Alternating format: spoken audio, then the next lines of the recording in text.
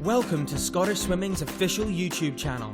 No matter if you compete or participate in swimming, disability swimming, diving, synchro, open water, water polo or masters, if you're a teacher, tutor or coach, or simply interested in what we're up to, this is the place to find it, from wherever you are in the world. On our channel, you can watch our key events live or on demand, or simply the highlights afterwards, all for free 24/7. If you subscribe, you'll not miss any new videos, so what are you waiting for?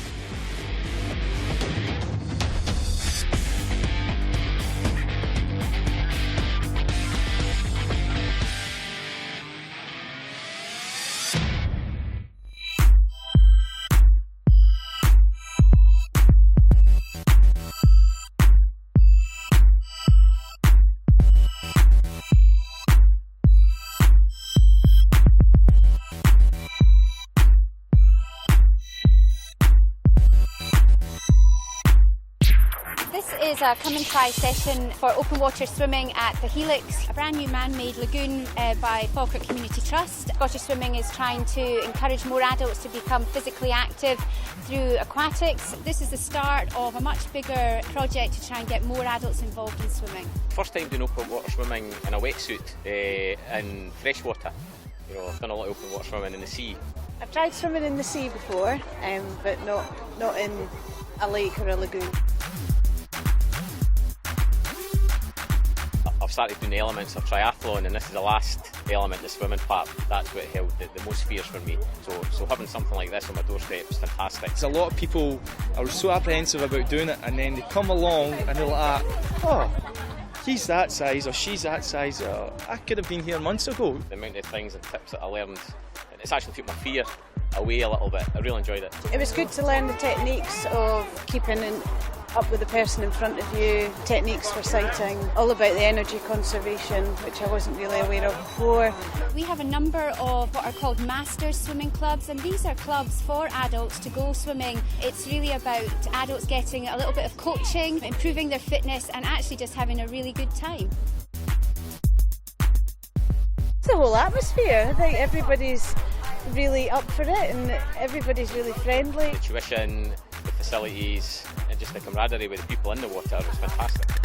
The beauty of masters and open water is you don't have to be a really good swimmer, you know. It's all about participation. I know it sounds a bit cliche, but yeah, it's just about getting in there and just having some fun and enjoying it. This is all about fun, fitness and friendship. The sun is shining, people are smiling, they've all had a great time. The water's even quite warm, and it's just all happening here at the Helix.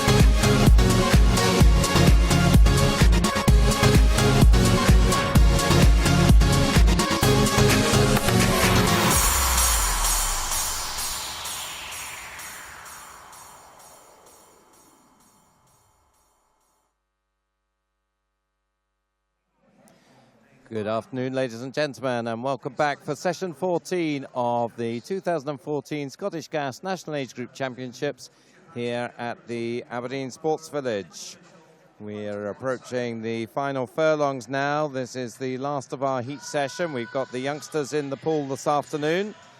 I'm Duncan McKinnell, and I'm joined in the box this afternoon by swimming legend Kerry Buchan. Good afternoon. Two times Commonwealth representative for the Scotland team, of course. And we'll be taking you through the action. And we're starting off, Kerry, with your specialist event, the 200 breaststroke. So what do you expect to see here? Yeah, I expect Katie Robertson to be the standout one in this. She obviously won that 100 metres in a cracking time of 1:14. So she should be quite a bit in front of the other competitors in that one this morning. So we'll watch out for that. She goes in heat 7, the final heat of the girls 200 breaststroke. We follow that up with the boys 200 individual medley. Now there are 3 swimmers, I guess, who have stood out in this age group. In the 11 to 13s, Ryan Retson, and then the likes of Finlay Deans, George Clough, and also Ewan McComish in the 14-year-olds. Who do you think will come out top dog in the 200 IM? I really don't know. It's going to be a really close one. Obviously, Finlay won the 400 IM and is a backstroke specialist, and then we've got George, who's the breaststroker. So I guess it just depends who's flies better between them two. But then we know Ewan has got a really good fly on him, so it's going to be a really close battle between those 3. In the 11 to 13s, it's hard to see past Ryan Retson, I know, think. yeah, he's a class act, Ryan. 6 golds already, so see if he can get his 7th one. We follow that with the girls' 100 butterfly, and I guess the standout in the 10 to 12 age group, the heart swimmer, Kiana McInnes. Yeah, Kiana won the 200 earlier in the week, so she should be the standout one here. But then I know Anna Fleming is in the older age group, that's right. So yeah, Kiana in the younger age group is quite a bit in front of the other ones. Yeah, and as you said, Anna Fleming, of course, mainly known as a freestyler, but I think we've seen this weekend that she's got more to her than just freestyle short speed. Yeah, she's a really strong, powerful girl, so she should definitely be up there in that 100. After the girls' 100 butterfly, we move on to the boys' 100 freestyle. I guess it's the same guys again, really. Yeah, those 3, Deans, Clough and Retson, are the standout ones for me. So they'll just be wait and see how they can recover from that 200 IM earlier on. And it would be quite nice if there was somebody that really had a go at them in that. I don't know, Connor Joyce of Workington maybe could be around. Yeah. And 2 heats after that of the girls' 1500 freestyle, so not too many opportunities, particularly for these younger swimmers, to swim 1500. So how do you think they'll cope with that? I'm not sure. You know, obviously girls don't often get to swim 1500. So, yeah, for the 12-year-olds, it's going to be a big challenge, especially doing it long course. But they're all, you know, on fairly similar times, so it'll be a good chance to get in and race someone a similar speed. Sophie Smith, of course, broke the 12-year-old national age group record at 800 freestyle. Possibly another record-breaking swim, you never know. Yeah, well, she's got the endurance, surely, to try and do that if she won the 800, so we'll wait and see what she can do. Yep, 18:10 is that record. She's entered 17:57, so I imagine that's a short course conversion. So that could be very interesting as well, just watching the clock against that record. And then we finish off the session with the first heat of the boys' medley relay. The second heat will go in this evening. They're just reading out the top team points at the moment, and it's always fiercely contested.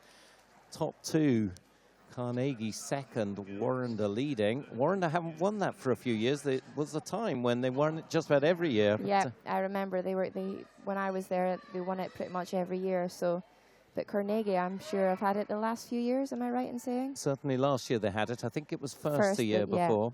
Yeah. So Warrender will be very keen, I think, to hold on to that lead, and they'll be looking for a great afternoon.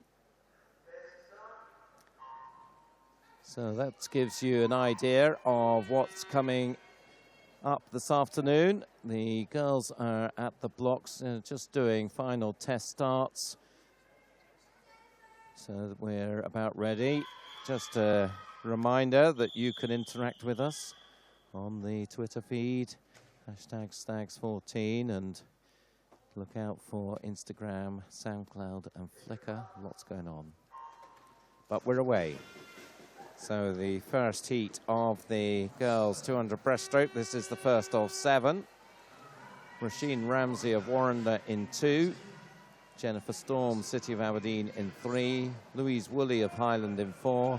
Kirsty Gillies of Highland in 5. Jasmine Smith of South Mainland in 6. Kristen Russell of East Lothian in 7. Diane Tennant of North Lanarkshire in 8. And Emily Crew of Warrender in 9. Entry times here 3:16 to 3:18. Now, yesterday afternoon, you and I, Kerry, watched some very big PBs, and I think we've been looking for pretty good PBs in these early heats of the 200 breaststroke. Yeah, definitely. Most heats that we watched yesterday, actually, I think everyone was doing PBs. So, yeah, I expect to see a couple of PBs dropping down in these first few heats. 43.66 is the leading 50 split time. Lane 3, Jennifer Storm of City of Aberdeen. Beside her, Louise Woolley of Highland, and lane 6, Jasmine Smith of South Mainland. So definitely a north of Scotland balance here. Aberdeen, Highlands and South Mainland in the Shetland Isles. Jennifer Storm there, really steady head on her breaststroke in comparison to lane 6, Jasmine Smith. 1:33.21 at the halfway mark, so about 50-second pace, just under that. So that's inside her entry time of 3:17. If she can keep it going. I guess it's just about maintaining that rhythm of the stroke through 4 lengths of the pool. Yeah, definitely. You just need to keep that arms and legs. Like I said yesterday, the timing of breaststroke is key. Jennifer looks to be doing that pretty nicely here. Louise Woolley and Jasmine Smith, along with Warrender's Roisin Ramsey. Behind her, but Jennifer 2:23.49, second and a half up on Louise Woolley.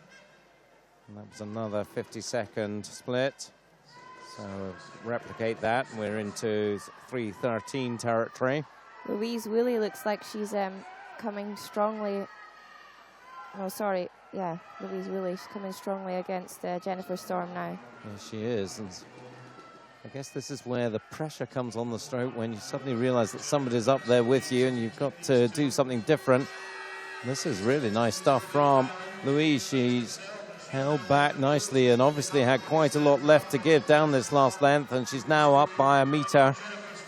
Jennifer is pushing hard to come back at her, but it's going to be the Highland swimmer, 3:11.65.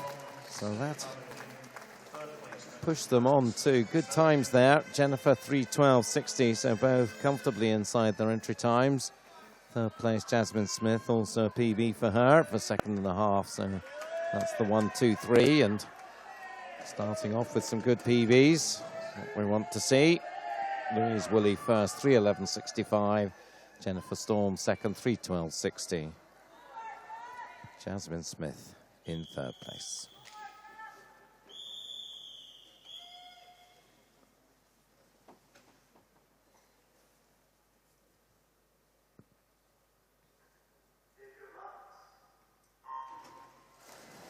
On to Heat 2, Sarah Marie Reeser of South Mainland in 1, Kirsty Peng of Warrender in 2, Victoria Duncan of First in 3, Hannah Cool of St Thomas in 4, Lily Haggerty of City of Glasgow in 5, Martha Davidson of City of Aberdeen in 6, Ellie Turner of Carnegie in 7, Anna Colston of First in 8, Ola Stanton of Kinross in 9, and Sophie Bestwick of South Lanarkshire in 10.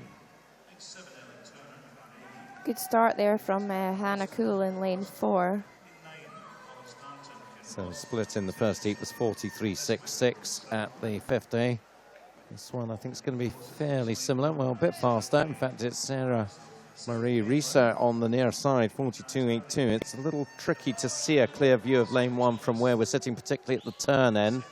So we just need to crane our heads forward to keep an eye on Sarah Marie, and it's certainly worth doing that because she's going down very nicely down this second length. As you said, the St. Thomas girl, Hannah Cool, is also going well in lane 4. She's in second spot. So these are two. Also over on the far side, Sophie Bestwick of South Lanarkshire. I think maybe she's just about got third. But it is Sarah Marie Risa of South Mainland. So we saw a third place from South Mainland in the first heat, and well, improving on that here. Sarah Marie 1:31.36, a couple of seconds faster than the first heat. Really nice glide to the stroke Sarah Marie has. Getting into a really flat position as she's going forward.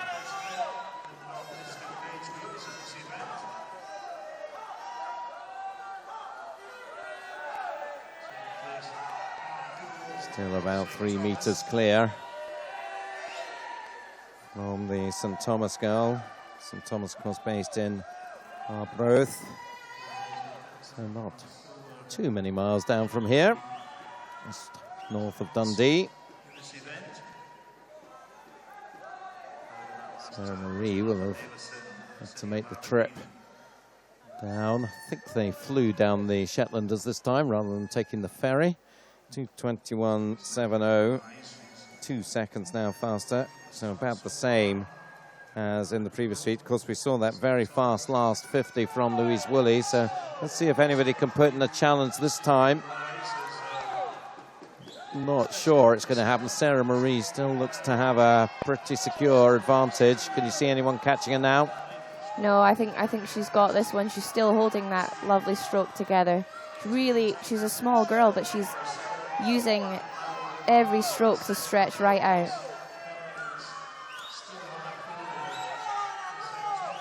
So Sarah Marie Risa then for South Mainland. Pretty emphatic win. And she comes in 3:12.97. Just slightly tying up in that last 50, around a 51 for her final 50.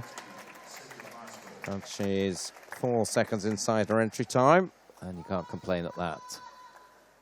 No, that's a great PB for her. Hannah Cool confirmed a second, 3:16.90. Lily Haggerty third, 3:17.59, just 500ths ahead of the Kinross swimmer Ola Stanton.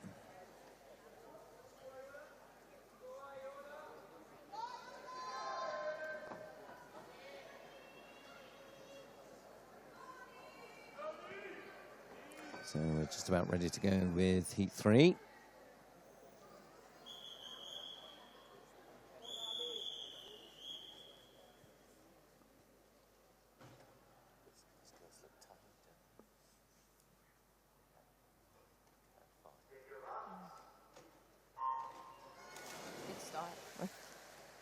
Yep, a good start there. We've got Abby Crossan of Best in 1, Eve Maloney of Carnegie in 2, 3, Claire Thompson of 5 Performance, 4, Lisa Miller of South Lanarkshire, Alice Brandt, West Lothian in 5, Elise Green of Elgin in 6, Lucy Williamson of Highland in 7, Lauren Sanderson of Lerwick in 8, Iona McLeod of Dundee City Aquatics in 9, and Rosie Matheson, South Lanarkshire in 10. So it's the Elgin swimmer, Elise Green, who's really pushing it out. Yeah, she just seemed to take a big lead off that start there. Powerful.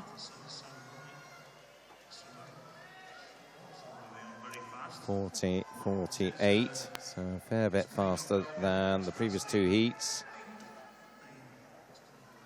Elise just missed a medal at North District age groups. She'll be hoping, I think, to make the final here, maybe, in the 11-12 age group, 12-year-old from Elgin.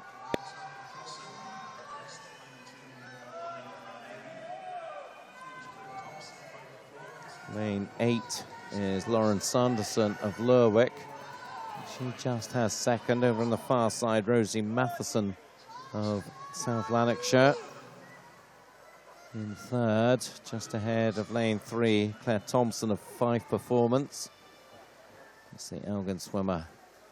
Elise Green, 1:26.81, has over 2.5 seconds of an advantage. She looks like she's picking up the pace now as well. Just the stroke rate's just increased a little bit. So she was just over a 46 for that second 50. So another 46 would be about 2:11. So that's the yardstick for the next split. See if she has picked up pace. Of course, it's hard to sustain that down the length of this pool. They'll all be used to swimming short course, 25-meter pools. Yeah, they'll be missing those turns, I'm sure. The third 50 I always found was the hardest one as well. So 2:14.90. Just third. Struggle a little bit to maintain the pace there. 48 for that one. Lauren Sanderson looks like she's coming back strongly in the second half. Elise Green, though, still set for a pretty good PB here. It's going to be not that far over the 3 minutes here. Her entry time 3:07. As you said, Lauren Sanderson in lane 8 in second place. Entered on 3:11, so I'm sure she'll get inside that. Claire Thompson battling with the swimmers on the far side. Iona McLeod and Rosie Matheson for third place. I think Claire has it. No doubt about the winner, though. It's Elise Green, 3:02.45. Improves by 5 seconds on her entry time. Second place, Lauren Sanderson, 3:05.73. So she picks up a 6-second improvement. And third place, Claire Thompson, 3:07.82. 3-second improvement for Claire. So PBs all round for the top three there. Elise Green, 3:02.45. Lauren Sanderson, 3:05.73. Claire Thompson, 3:07.82.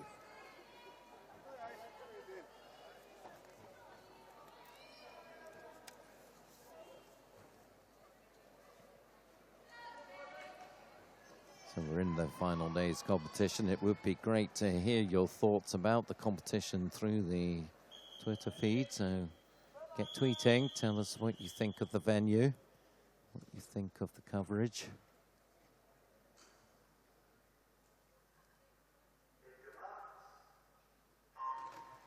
And the strap line, the hashtag S14 on the screen for you. That's where to send them as we move on to Heat 4. Got a nice shot of the swimmers leaving the pool as Heat 4 gets underway. Erica Fowler of Highland in 1, Hannah Dryborough of Aberdeen in 2, Ailsa MacDonald of Leicester Penguins in 3, Kerry Anton of North Lanarkshire in 4, Niamh Ritchie of Warrender in 5, Morven Adams of Dundee City Aquatics in 6, Emma Scully of North Ayrshire in 7, Hannah Keenan of South Lanarkshire in 8, Amy Malone of Stirling in 9, and Ailey Jaffrey of Best in 10. Good first 50 there from Hannah Keenan in lane 8. 40.19. About 3/10 faster than Elise Green split.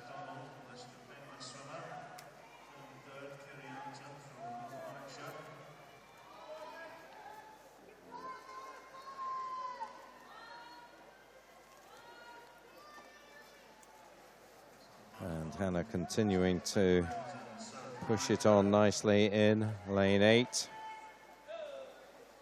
3:06.90 her entry time. And well in lane 3 is the Leicester Penguin, Ailsa MacDonald. 25.48 for Hannah, 1:26.18 for Ailsa. So only half a second or so between them. Morven Adams in third place.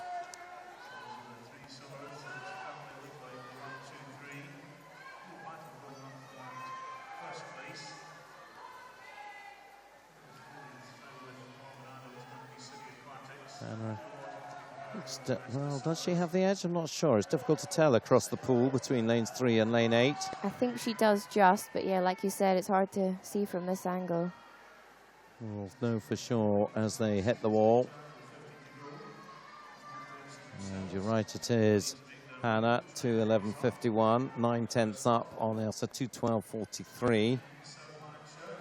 Quite a bit faster than Elise Green split here, so maintaining this pace nicely here of just over the 45 mark. So I think they should be going under 3 minutes here. Certainly Hannah and probably Ailsa as well. And there's entry time 3:06.90, so this would be a very nice PB if she can go under the 3 minutes. We're just tying up a little bit now, and that's just opened the door a crack to Ailsa McDonald. She is looking very interested in this one. And I think she might just come through and sneak this. Let's see who gets the touch. Oh, it's close, but it is Ailsa, 2:58.64. Both of them do get under 3 minutes, 2:58.83 for Hannah Keenan. So I think both of them could be very pleased about that. Yeah, great swim from both of them there.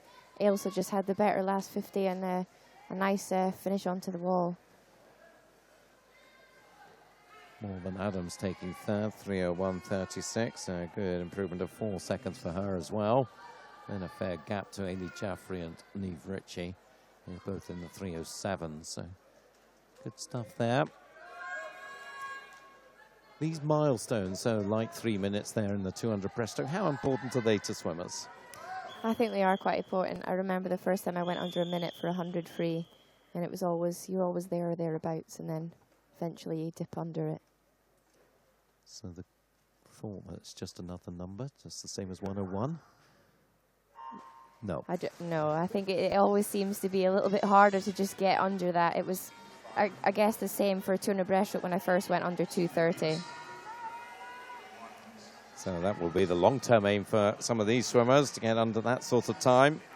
But they've got a way to go do that, as we're into the 3 cycle seeded heats now. Ailsa Ingalls of Hearts in 1, Sophie Hamilton of Inverleith in 2, Faye Prosser of Forres in 3, Anna McCulloch of City of Aberdeen in 4, Freya Thompson of Perth City in 5, Katie Donald of South Lanarkshire in 6, Jessica Damon of Warrender in 7, Anna Fennick of Aberdeen in 8, Rebecca Weir of North Ayrshire in 9, and Jenna McMahon of East Lothian in 10.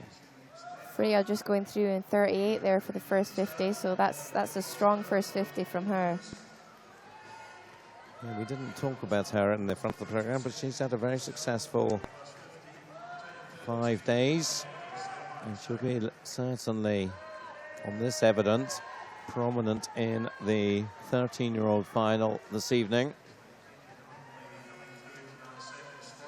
We've seen the Perth swimmers well decorated on the pool side, and it looks like the Freya adorned with the saltire on her cheeks there, 1:20.94. A big lead, 5 seconds over Katie Donald in lane 6, and then a group of swimmers behind her. So tell me what you like about Freya's stroke. She's got a strong kick, really whipping those legs, and her arms, although she's not bringing them out of the water, they're really flat. So she's not kicking up much splash, so fairly streamlined as she kicks forward. Yeah, certainly when you compare with Katie Donald, there's a lot more splash going on there. Yeah. Turn then, 2:05.08, so about 44-second pace here. Freya's entry time 2:52. I think every chance of going under 2:50 here. Yep, she's still holding that stroke together and not rushing it, which is good. You don't want to rush your stroke on that last 50. Katie Donald coming under a bit of pressure. There are 3 swimmers on the inside coming up strongly. Lanes 2, 3 and 4. Sophie Hamilton, Faye Prosser and Anna McCulloch. And also on the other side of her, Jessica Damon and Hannah Fennick. Well, they're a bit far back, so I think it will be Katie Donald holding second, but Freya Thompson well clear, and she does go under 2:50, 2:49.54. So should be well pleased with that, I think. Another little barrier gone through. Katie Donald just under the 3 minutes, 2:59.44. Bit off her time, so maybe a bit disappointed with that. Ailsa Ingalls coming through to take third, 3:00.99 for the Hart swimmer. 3-second improvement for Ailsa.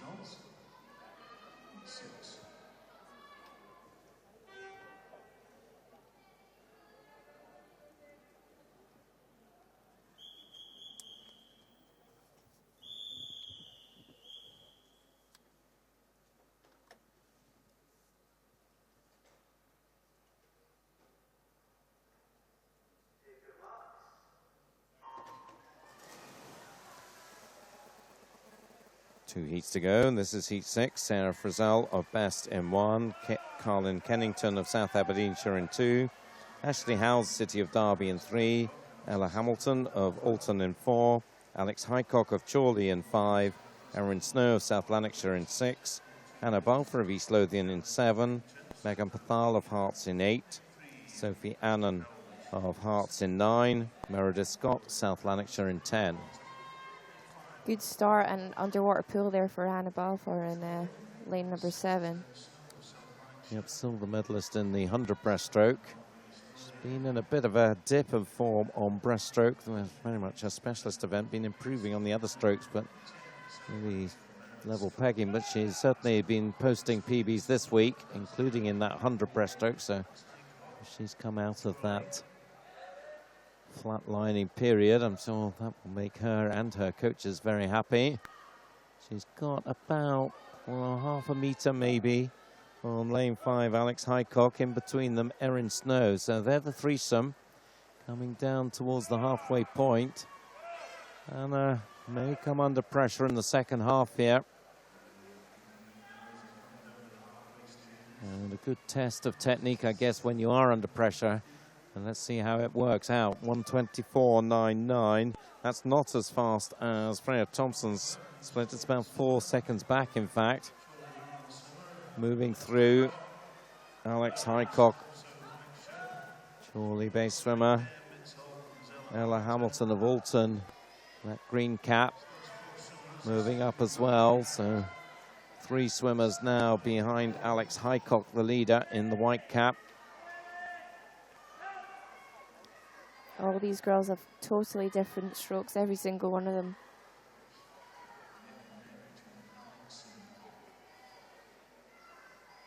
So Alex, Erin Snow starting to look strong. So 3 of them turning pretty much together. Hamilton, Hycock and Snow. 2:11.93 at the 150. So we're pretty sure we're not going to be as fast as Freya Thompson here. But there's a good contest going on now. Looks like it's going to be between the 2 centre lane swimmers, Alex Hycock and Erin Snow. Erin of South Lanarkshire just has her nose in front now. About half a metre up on Alex Hycock. 3rd place, Ella Hamilton. I think they're going to be the 1, 2, 3. Is Erin Snow going to hold on to the lead, though? Alex Hycock only half a metre behind her as they come to the final 5 metres. I think Erin Snow should hold this one. She comes into the wall and takes it 2:57.64. Again, the entry times there, maybe 4 seconds. Now, we're used with the older swimmers for swimmers to just pace to the time to get to the finals. Do you think these youngsters are doing that, and can they go faster? I wouldn't say that they're pacing. I think they're just trying to get in and win that heat. But I still think, you know, when you're younger, you can always improve in the final. So they'll be hoping to do that. So yeah, I don't think there'll be any problem for those leading swimmers to make their way into the finals. Erin Snow, the 12-year-old, the other 2 were in the 13 age group. Final heat coming up.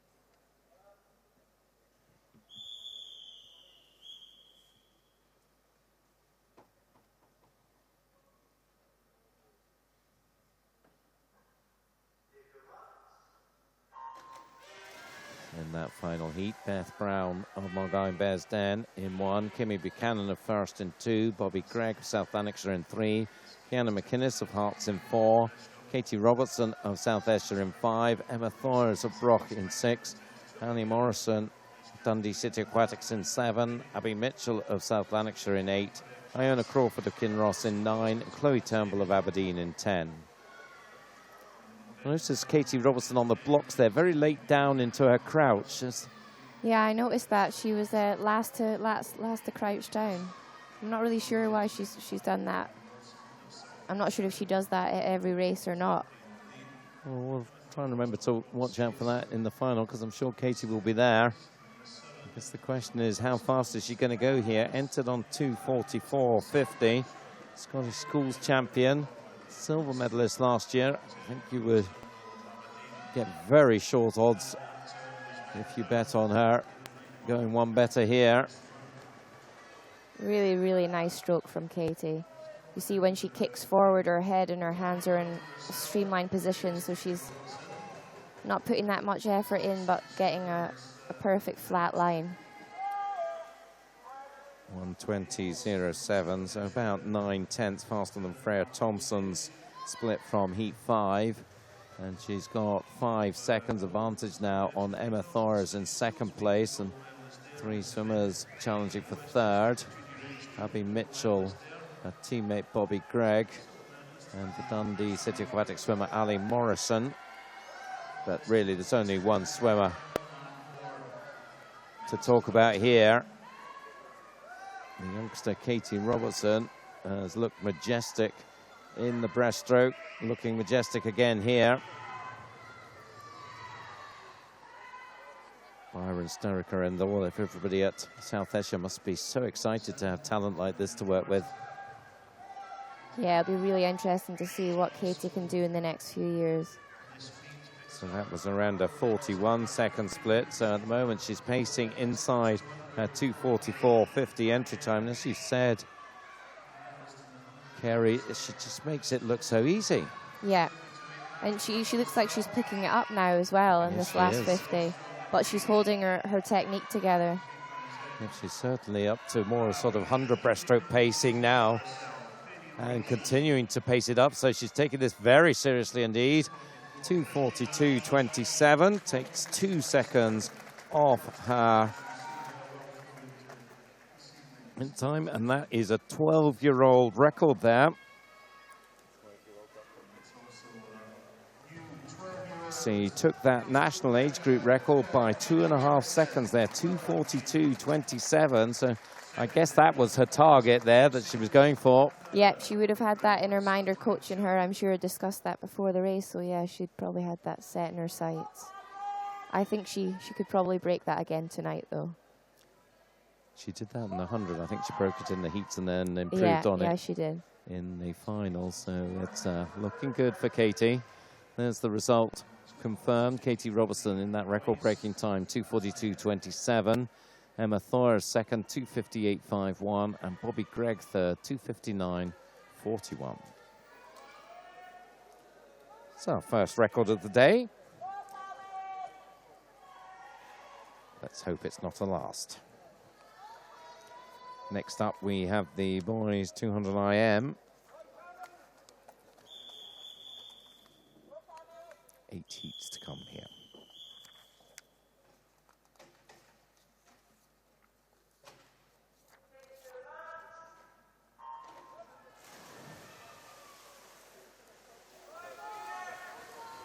Full house in heat 1. Callum Warnock of North Lanarkshire in 1. Ryan Downey of Brock in 2. Lewis Bailey of Fife Performance in 3. Dominic Kelly of South Lanarkshire in 4. Rory Matheson of Aberdeen in 5. Jean-Luc Diggins of Dumfries in 6. Keir Buchanan of South Lanarkshire in 7. Matthias Rietveld of Midlothian in 8. Charles DeBow of Warrender in 9. Cameron Murray at Dundee City Aquatics in 10. Good first 50 from the outside lanes, and Cameron Murray, lane 10.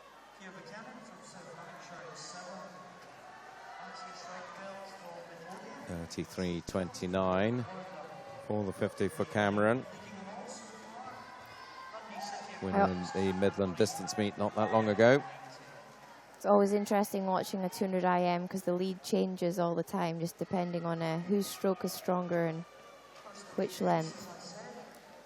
Jean-Luc Diggins, maybe one to watch in lane 6. He's moving up nicely in that pale blue cap of Dumfries Dolphins. Not seen them in pale blue before, but quite a number of them wearing those caps now. Some of them wearing the traditional white.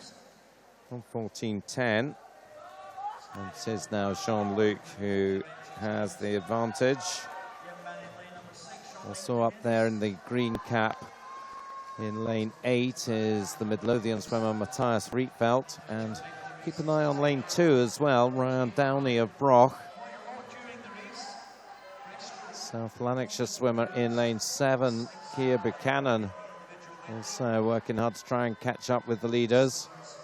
And Cameron Murray having a good breaststroke over on the far side. He may have the lead back here. Yep, it's definitely between between him and Jean-Luc. Well, and also lane 2 and lane 1, Callum Warnock, in fact, we hadn't mentioned him, 2:01.58. So he sneaked up on us on the near side. So all to play for, lanes 1, 2, 6 and 10, all in there with a shout here down this final length of freestyle. Jean-Luc in lane 6 perhaps has the edge now. Still right there with him in lane 10 is Cameron Murray. I think it's between these two now. Matthias Rietveld in 3rd place in lane 8, but it's going to be the free swimmer, Jean-Luc Diggins. He's the strongest of the freestylers, and he is going to take it there, 2:37.50. And that was a perfect example of what you were saying, Kerry, about the swings and fortunes across the different strokes. Yeah, the lead changes all the time, which makes 200 IM really exciting watch. Just summarising that result then, 2:37.50, Jean-Luc Diggins winning that one. Cameron Murray second, 2:38.70, and Matthias Rietveld taking 3rd.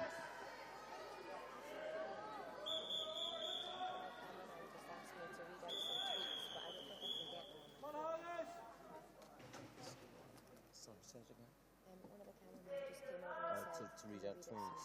But I can't get them on my phone, so I don't know how. Are you able to see tweets? Can you feed us some if there are some good ones? On to heat 2. Jake Miller, Helensburgh in 1. Conor Logan, City of Glasgow in 2. Callum Young of South Lanarkshire in 3. Harris Bruce of Carnegie in 4, Fraser Wilson of Midlothian in 5, Guy Broadhurst of Aberdeen in 6, Morgan Eriksson of South Aberdeenshire in 7, Luca D'Addario Pollock of Warrender in 8, George Cowan of St Thomas in 9, Lewis McLeod of Dumfries in 10.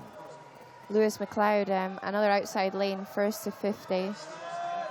Strong flyer. And he's continuing to go well here, so some nice swims out of lane 10 so far this afternoon. There's another Dumfries swimmer. So they're on a little run here. And he's about 4 meters up on the swimmer in lane 5, who is Midlothian's Fraser Wilson. Good flip turn there as well from Lewis. Around about 4 seconds faster than the first heat at the halfway point.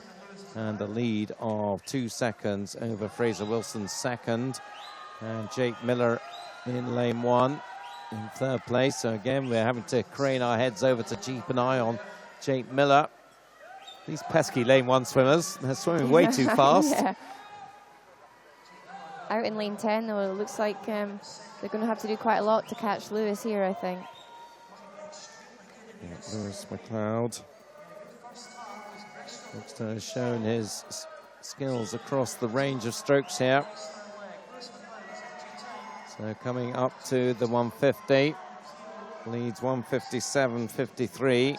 His lead now 2 seconds over Jake Miller on the near side. So it's the 2 outside lanes, 1st and 2nd, as they come down the freestyle length. And certainly lane 10 looks to have the edge over lane 1 here. Lewis McLeod, absolutely storming race from him. His entry time 2:41.50. The clock's just in the low 220s at the moment. He's only got 10 meters to go, so this is going to be a massive PB here. And he's really pushed it on the whole way through and should be very proud of his efforts there. 2:32.27. So 9 seconds inside his entry time. Great swim there from Lewis from the start. 2nd place. Fraser Wilson coming back into 2nd down the freestyle length, 2:37.05, 2.5 improvement for him. Callum Young 3rd, 2:37.11, so just 800ths behind Fraser. But Lewis McLeod there, star of the show in that heat.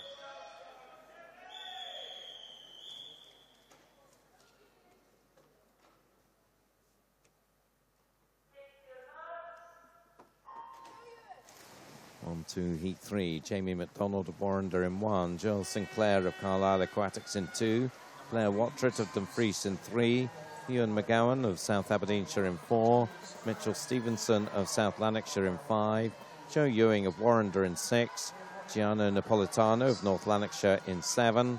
Alistair Cormack of Perth City in 8. Finn Corbett of Corby in 9. And George Mansfield of Burnt Island in 10. This time it's lane 9 leading the way. Finn Corbett, another swimmer who's done some good stuff this week. Up from Corby. Yep. Looks fairly even across the board now, though, coming down in the backstroke in lane number 5. Mitchell Stevens looks like he's got a good backstroke here. Again, we've got a good swim coming in from lane 1, Jamie McDonald, but still in lane 9. I think Finn Corbett has the advantage. Although maybe he's being caught a bit here. And Jamie McDonald on the near side, the Warrender swimmer. Well, he's going to be right up with him anyway at the halfway mark. Still Finn just turning first, 1:12.31. Not as fast as Lewis McLeod's split. Good transition into breaststroke for the South Aberdeenshire swimmer Ewan McGowan in lane 4. Beside him, Mitchell Stevenson of South Lanarkshire. He's moving up as well. Jamie McDonald still going well. Had a wee sneaky look across there. Not sure you're supposed to do that. No, you're not, but I have seen a few people do it this week. Lane 9, though, Finn Corbett is continuing to look good here. Coming up towards the 150 turn. I think he's still going to have the lead. He goes through 1:58.39, half a second up on Jamie McDonald. Third place, Ewan McGowan. We've seen some changes in the freestyle length in the earlier heats. And we also seen sometimes where the leader has held on to it. And I think that's going to be the case this time. Finn Corbett doesn't look in the mood to give this one up. In lane 9, his entry time 2:38. Clock just coming up to 2:30. Jamie McDonald, though, is storming in. Oh, it's close. But for Corbett, just takes it by 500ths in the end. 2:32.94. 2:32.99 for McDonald. Ooh, very nearly snatched that one in at the death. Yeah, he came storming past in that last 10 meters. His stroke rate just flew up. I thought he was going to get that one there, but Finn managed to just hold on. Oh, and we've got a disqualification, unfortunately, in that one. Lane 10, technical infringement for George Mansfield. But the 1-2-3, Finn Corbett, 2:32.94. Jamie McDonald, 2:32.99. And third place, Mitchell Stevenson, 2:35.93. Okay, I've got a question for you, Kerry. How many views do you think we've had on YouTube so far? Oh, I have no idea. Absolutely no idea. I hope it's a lot. I'll tell you after this is underway.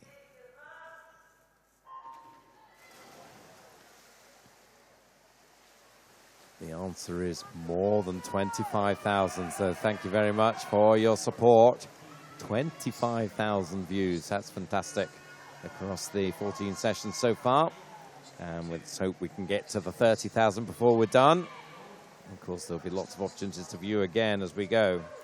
But let's focus now on the matter in hand in Heat 4. We've got Finlay Hart of East Lothian in 1, Callum Barnes of Carnegie in 2, Greg Rowe of Carnegie in 3, Angus Johnson of Hearts in 4, Liam McDougall of North Lanarkshire in 5, Marshall Illingworth of South Ayrshire in 6, Ben Johnson of First in 7, Philip Yule from South Aberdeenshire in 8, Stuart Brodie of South Lanarkshire in 9, Joe Tate of Hearts in 10.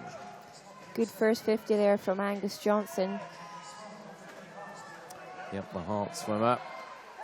Did his entry time 2:33 down in Sunderland in May. That's a meet that's very popular for Scottish clubs to go down and just test their mettle long course.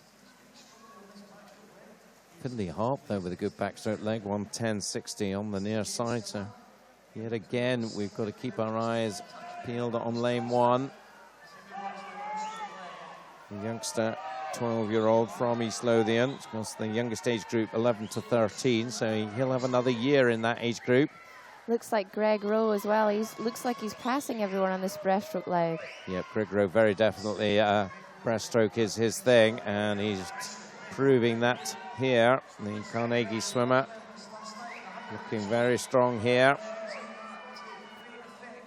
And he is now well clear into the 150, 153.95. Leads by 2 seconds from Ben Johnson, second. Finley Hart now down to third. This is the fastest split we've seen by 4 seconds or so. And Greg looking to hold on to his advantage in the freestyle.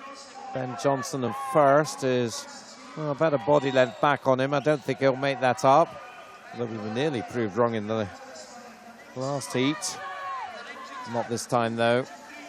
Greg Rowe, 2:29.47. 3.5 second improvement for Greg on his entry time. Second place, Ben Johnson, 2:31.05. And Liam McDougall taking third, 2:32.23. And another disqualification out of lane 10. So lane 10 not having too happy a time of it. Joe Tate there is the one to fall foul of the judges this time. So the 1, 2, 3, Greg Rowe, Ben Johnson and Liam McDougall.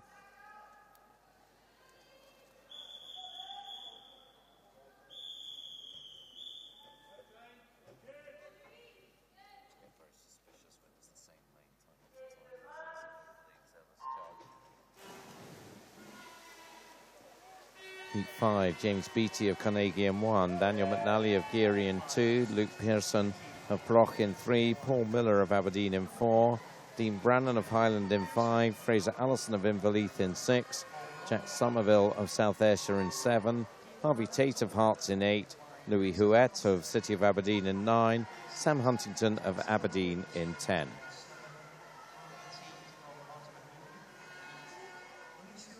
Lanes 5 and 7. Well, in fact, 1 and 2. 31.38. Daniel McNally, James Beattie, 31.68. A lot of great swims coming from the outside lanes this morning so far.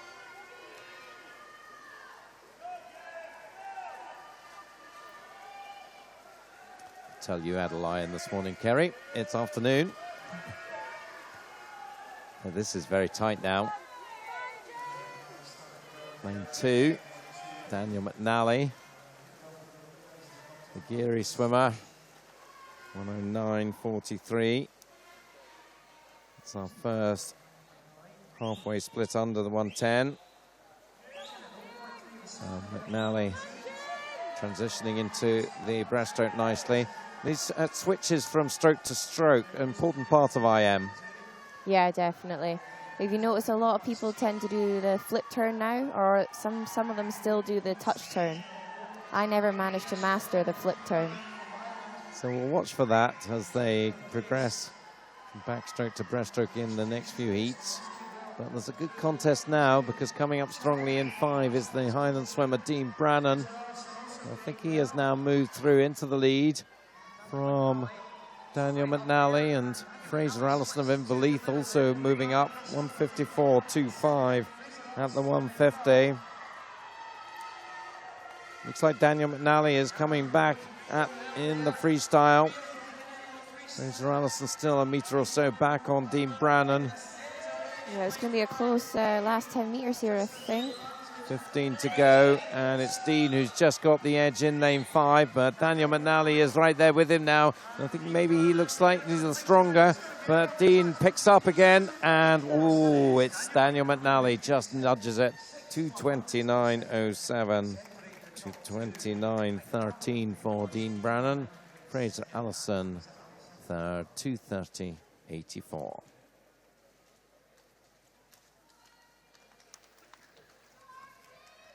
So still the PBs coming. That was 3 seconds for Daniel McNally. 2 seconds for Dean Brannan.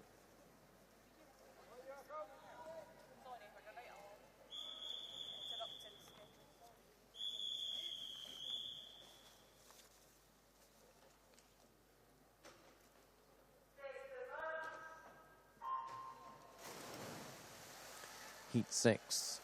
George Crawford of Middlesbrough in 1, William Balfour of North Lanarkshire in 2, Duncan McKinney of City of Glasgow in 3, Jacob Marchbank of Perth City in 4, Ryan Retson of First in 5, Ewan McComish of South Lanarkshire in 6, Archie Goodburn of Warrender in 7, Tom Robinson of Alveston in 8, Mark Hill of North Lanarkshire in 9, Cameron Main of Elgin in 10. Another good start from Ryan off that dive there. Noticed all week he's had good underwater skills. Yeah, we talked about that yesterday, and I think we'll be talking about it again. So here we are coming down the backstroke leg, Retson, and beside him, Ewan McComish, who's also had a very successful week. About 1.5 meters separating those two. So let's have a look and see what they do in that transition from backstroke into breaststroke here. Talk us through it, Kerry. Yeah, Ryan's doing that flip turn there, and Ewan has gone for the touch turn. So I personally think the flip turn is quicker, but if you're not comfortable and good at doing it, then you may as well just do the touch turn, which is what I stuck to. Suddenly it looked like Ryan did pick up an advantage from that turn, so he executed that pretty well. Yeah, you just don't slow down as much if you're doing the flip turn. It's more of a consistent movement. It was very considerate of them each to do one for them to do one and one of the other to do Yeah. the other. Thanks very much, guys. Made the example absolutely perfect for us. Ryan Retson, though, he's now well in control and going into the freestyle 146.03. So let's see what he can come home in. 2:19.60 is his entry time. The 13-year-old record is maybe just worth keeping an eye on. To be honest, I think he might be just backing off a little bit here now, Ryan. Yeah, it does look like it, doesn't it? I think he's just saving himself a little bit. He's got that 100 free coming up, so he's maybe just saving a little energy. Yes, he definitely is, because he's just really coasted down that last length there, 2:20.75. So expect him to go hugely faster than that this evening. Even saying that, he was only a second outside his entry time, so just think if he had pushed that freestyle, what he might have done. Yeah, I know. That was impressive swim. He certainly pushed the breaststroke, but yeah, as soon as he came off that wall in the freestyle, I could see he was just taking it easy.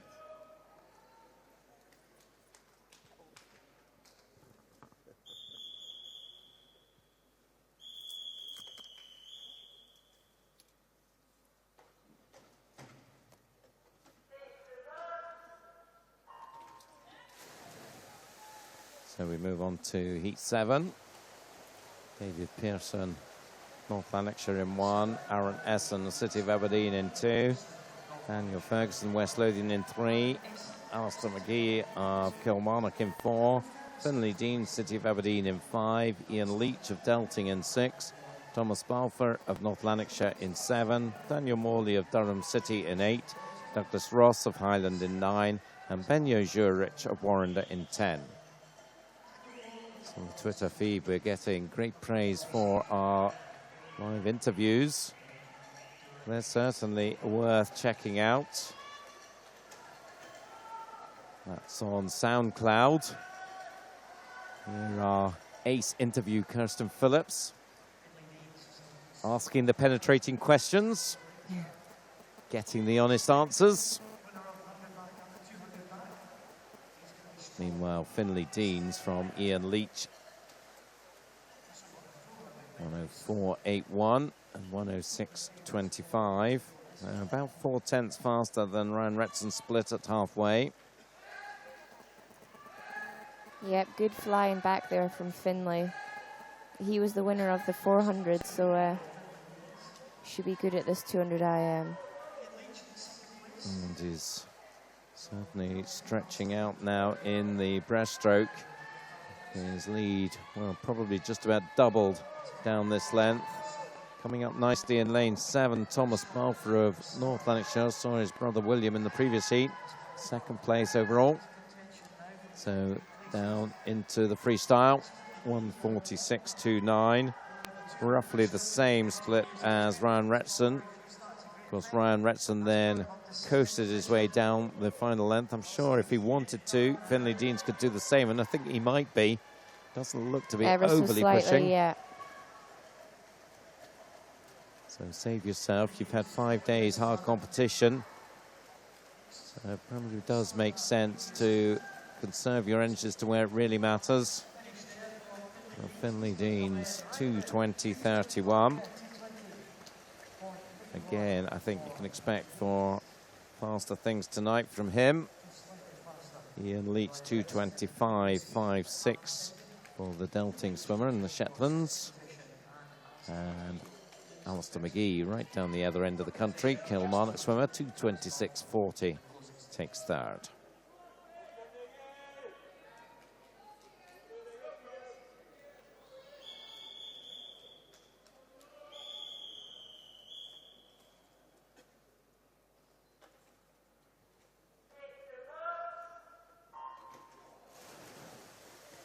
So on to the final heat. Craig Smith of City of Aberdeen in 1, Scott Lilburn of First in 2, Harry Dalgano of City of Aberdeen in 3, Conor Joyce of Workington in 4, George Clough of Warrender in 5, Nathan Corrigan of Jersey Tigers in 6, Ian Fletcher of Mulgai and Bearsden in 7, Rory Lawless of Carnegie in 8, Finn Davison, City of Aberdeen in 9, Keir Edgar of Carnegie in 10. George Clough, 29.82. He was be looking to the breaststroke probably to really apply the pressure on, but he does lead going down the backstroke. He's about 1.5 meters up on Nathan Corrigan, Ian Fletcher, second and third. Nathan just getting away a bit from Ian, and lane 3 coming into the picture, Harry Dalgano of City of Aberdeen. It's Clough, 105 dead. So these 3 cycle-seeded heats all fairly close at the halfway mark, 104.8 through to 105.20. So that bodes well for finals to come. Clough, you would think, will push it on in this third 50 double breaststroke gold medalist.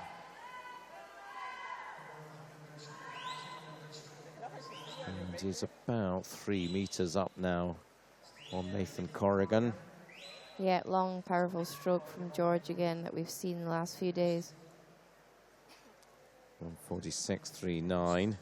So again, if we look at the 3 splits at the 150, 146.03, 146.29, 146.39. Bodes well. Yep, going to be an exciting final. Clough, again, just easing his way down the freestyle. So there seems to have been a consensus here, I think, for the leaders, just to ease back. Just doing enough to stay comfortably ahead of Nathan Corrigan, and comes in 2:20.48, just a 10th behind Finley Deans' time. Finley Deans then will have lane 5 in the 14-year-old final. Ryan Retson, no surprise there, will have it for the 11 to 13s. George Clough confirmed there as the winner, 2:20.48. Nathan Corrigan second, Conor Joyce third. So straight on to the girls' 100 butterfly. 9 heats.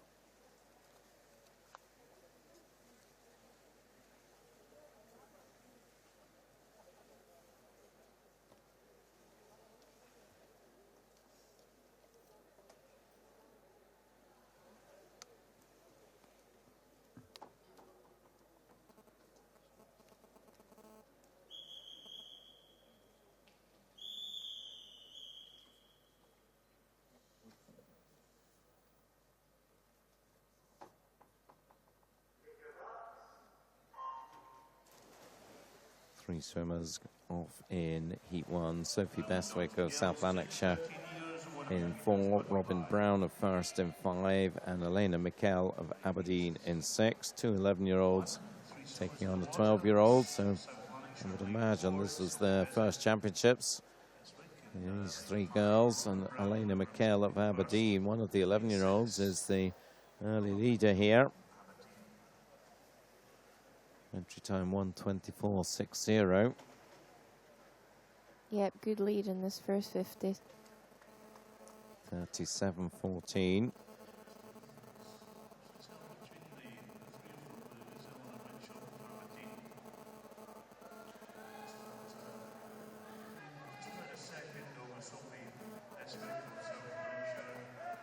And Elena still holding that advantage. Nothing in it between the other two.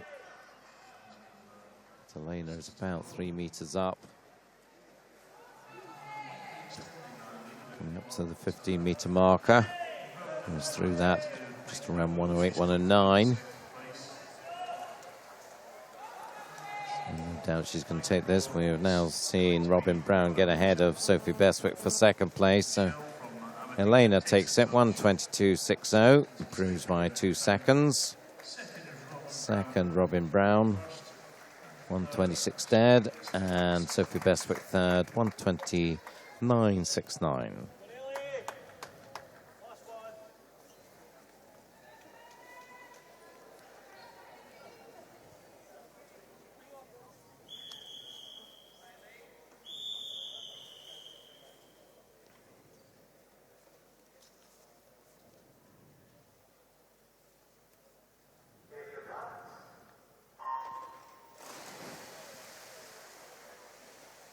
To heat 2, Diane Tennant of North Lanarkshire in 1, Karen Heath of West Lothian in 2, Ellie Turner of Carnegie in 3, Jennifer Storm, City of Aberdeen in 4, Hayley Jaffrey of Best in 5, Kirsty Peng of Warrender in 6, Kira Edwards of Afford in 7, Bethan Grant of Highland in 8, Abby Rogerson of North Lanarkshire in 9, Leah Summers of Brock in 10. Good first 50 here from Beth and Grant from Highland. 36.45 for her. About 7/10 faster than the previous heat.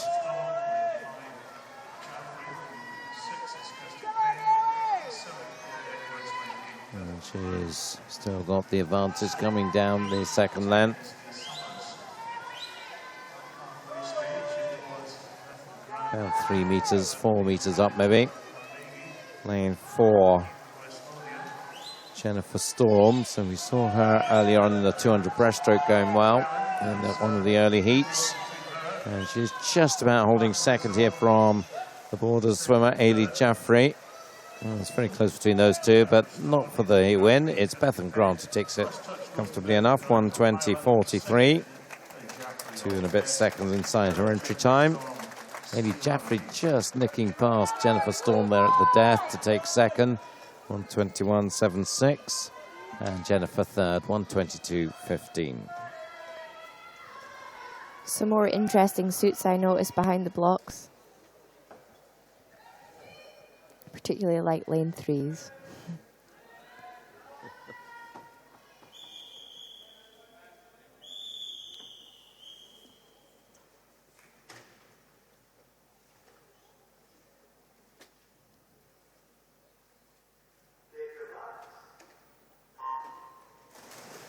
On to heat 3. Emma Cool of South Aberdeenshire in 1, Jodie Pyman of Best in 2, Levi Wilson of Carnegie in 3, Hayley Redpath of Midlothian in 4, Ellis Bryant of West Lothian in 5, Roisin Ramsey of Warrender in 6, Parmis Vasey of City of Glasgow in 7, Amy Malone of Stirling in 8, Beth Gill of Hearts in 9, Abigail Main of South Lanarkshire in 10. The suits technology, particularly I guess for the girls, has changed a lot over your career, I would think. It has indeed, yeah. It used to be, you know, just fairly basic suits to the knee, and then they got the new ones with all the panels on it, and then of course they were banned in 2009 or 2008, was it? And now obviously we have all these bright coloured ones, which I particularly like, the pink ones. In terms of the design, does it make an awful lot of difference, or is it just psychological? I think it's mainly psychological, but I think it does help, especially on breaststroke. I found it helps you whip your legs together that little bit quicker. A terrific swim here from Parmis Vasey, 1:16.16. And that is a big improvement on a 1:20.90 entry time, so we'll be very happy with that from the City of Glasgow swimmer, youngster. 11-year-old just. Rasheen Ramsey second, 1:19.59, and Abigail Main third, 1:19.96 out of lane 10. But Parmis looking good there. Yeah, that was a great swim from her there. Big PB as well.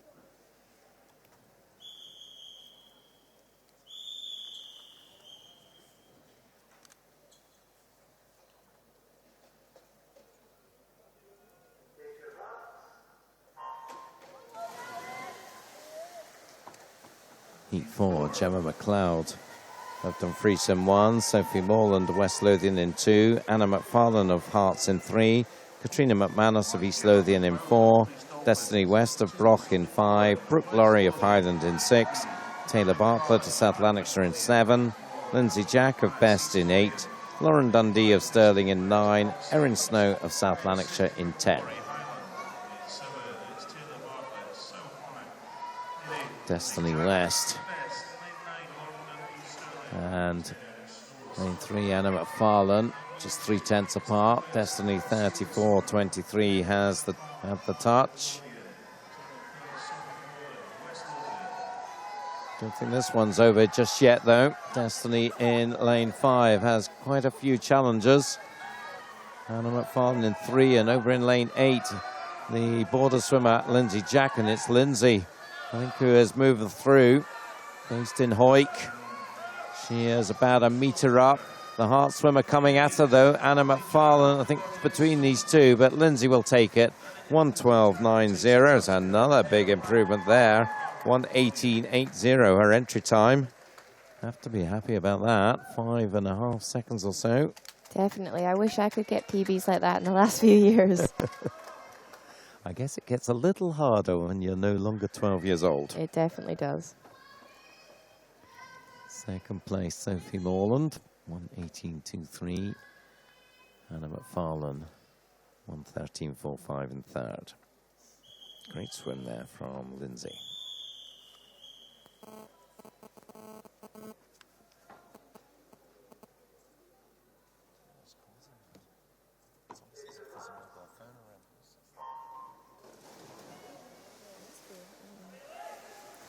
Into heat 5. Abby Orr of Warrender in 1, Ailey Collier of Carnegie in 2, Elise Green of Elgin in 3, Zoe Hutchin of South Aberdeenshire in 4, Anna McCulloch of City of Aberdeen in 5, Chloe Turnbull of Aberdeen in 6, Emma Gemmell of North Lanarkshire in 7, Ailey Richmond of Carnegie in 8, Kerry Anton of North Lanarkshire in 9, and Lucy Williamson of Highland in 10.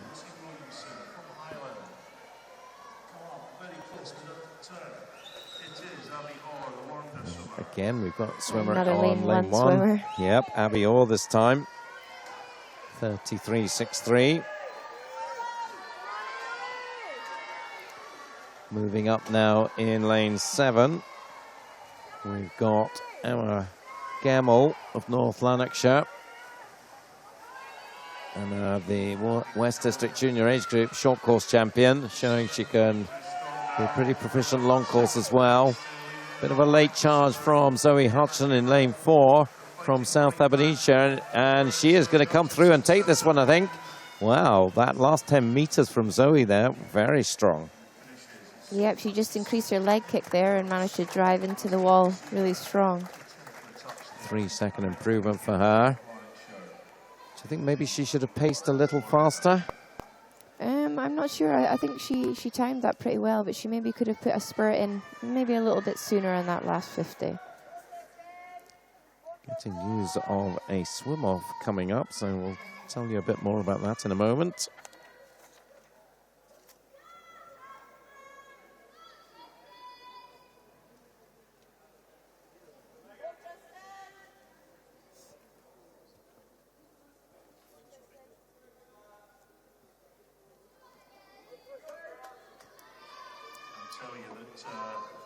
You are going to get another event this afternoon. There is a swim-off that's being held after the 1,500 metres freestyle. It's for the boys, 200. It's an individual medley for the 14-year-olds. Another event for you spectators to enjoy.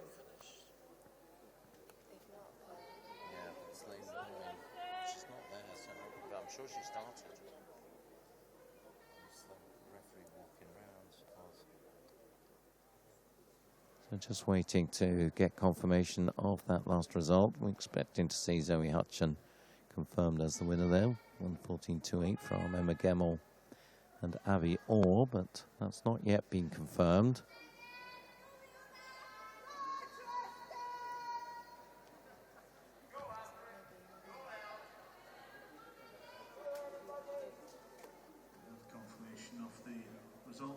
We had a swimmer unable to finish there, so hopefully she's okay. She's just walked round and looks fine with her coach. So we now have that confirmed as I stated it, and we are moving on.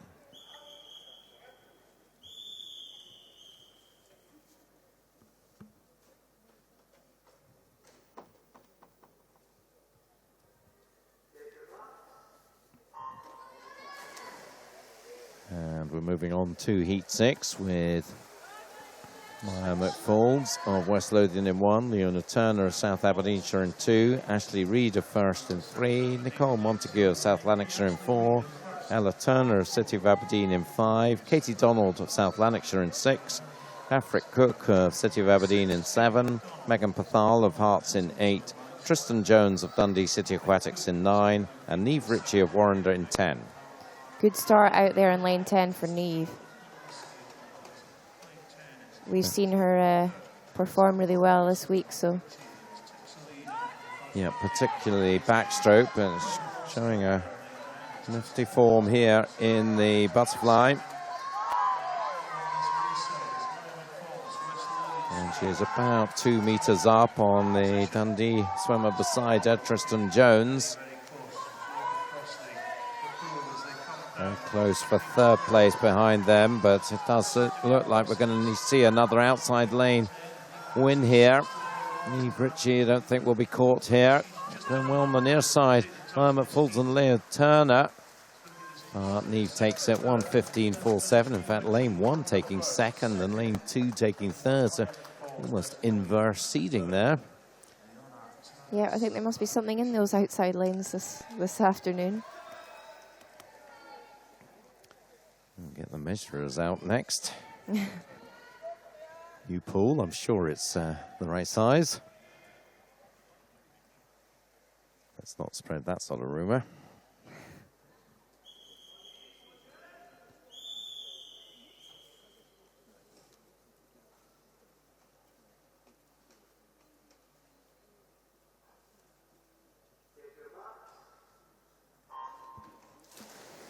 Heat 7, Faye Prosser of Forres in 1, Nicola Lees of West Lothian in 2, Neve Brett of Warrender in 3, Lucy Duncan of South Lanarkshire in 4, Freya Thompson of Perth City in 5, Jessica Damon of Warrender in 6, Katie Taylor of First in 7, Emma Govan of West Lothian in 8, Harriet Davis of Delting in 9, Catherine Soder of Best in 10. Great start there from Freya. We saw her in that 200 breaststroke earlier, but she's taken this one out. She was 4th last year, so we'll want to improve on that. 31.62 at the halfway point. As we go into the cycle seeded heats, no surprise, that's quite a bit faster than anything we've seen.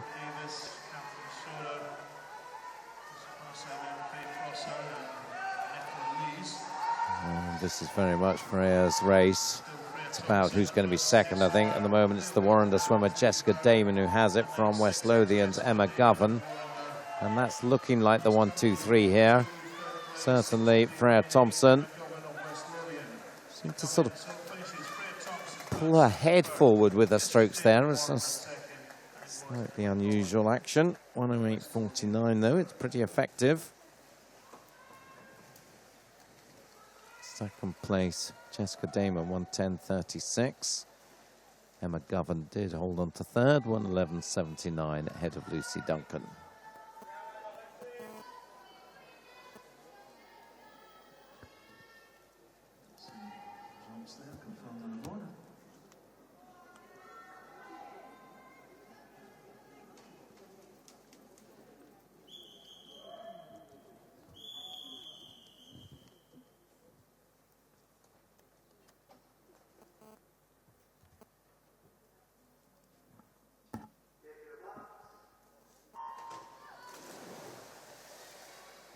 On to Heat 8, Anya Waterton Friese in 1, Sophie Hamilton of Inverleith in 2, Emma Scully of North Ayrshire in 3, Zoe McDonald of Mulgai and Bearsden in 4, Kiana McInnes of Hearts in 5, Kirsten Laurie of First in 6, Lexi Waller of Hearts in 7, Sophie Smith of St Thomas in 8, Amy Richardson of Best in 9, Claire Thompson of 5 Performance in 10.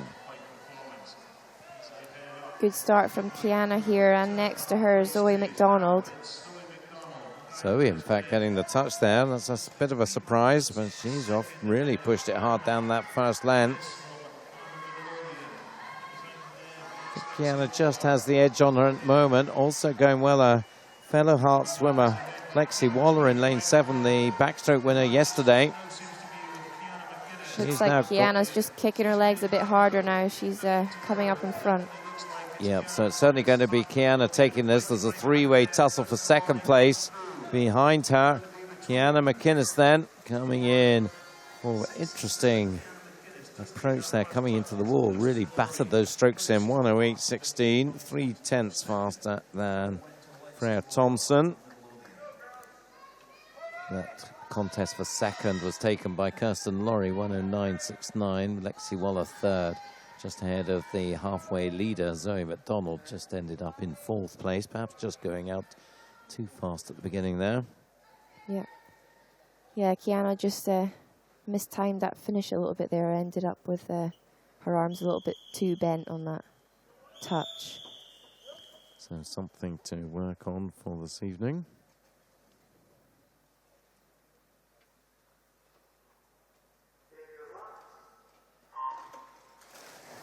Final heat, Ali Morrison, Dundee City Aquatics in 1, Hannah Driver of Aberdeen in 2, Taylor Finlayson of Warrender in 3, Yasmin Perry, City of Aberdeen in 4, Anna Fleming, City of Glasgow in 5, Emma Harvey of Warrender in 6, Imogen Buse of City of Aberdeen in 7, Katie Lilly of South Lanarkshire in 8, Sophie Annan of Hearts in 9, Lucy Buchan of First in 10.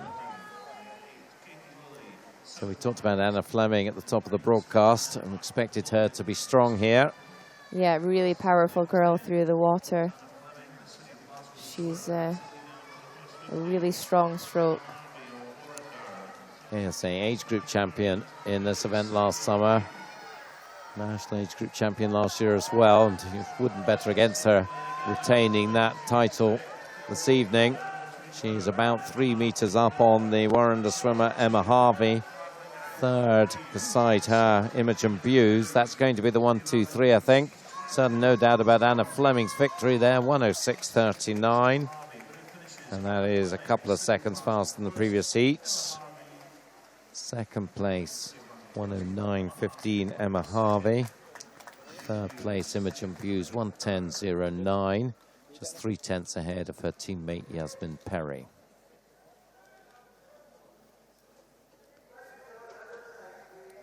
So that butterfly, I guess, going pretty much to form there. 100 freestyle will be next. Just a word about that swim-off that's coming up. It's a 200 individual medley, 14-year-old boys. And it's going to be an all-City of Aberdeen affair. So head-to-head, teammates Harry Dalgano and Finn Davison. So that'll be fun. That'll be an interesting one. And something completely different now. Boys 100 freestyle.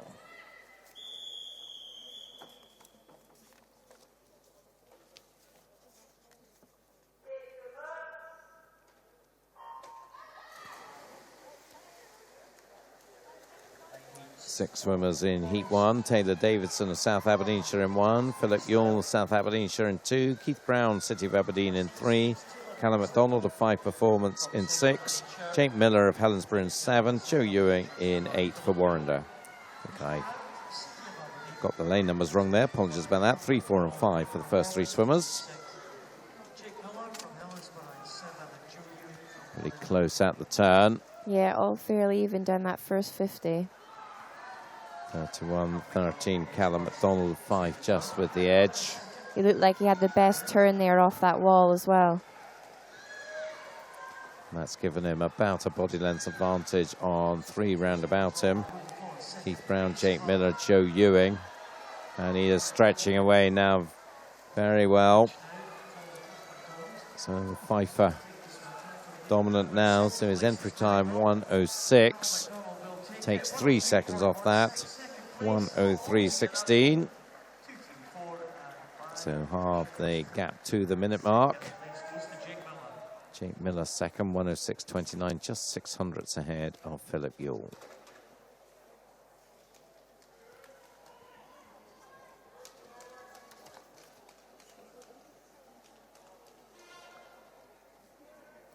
Heat 2 coming up.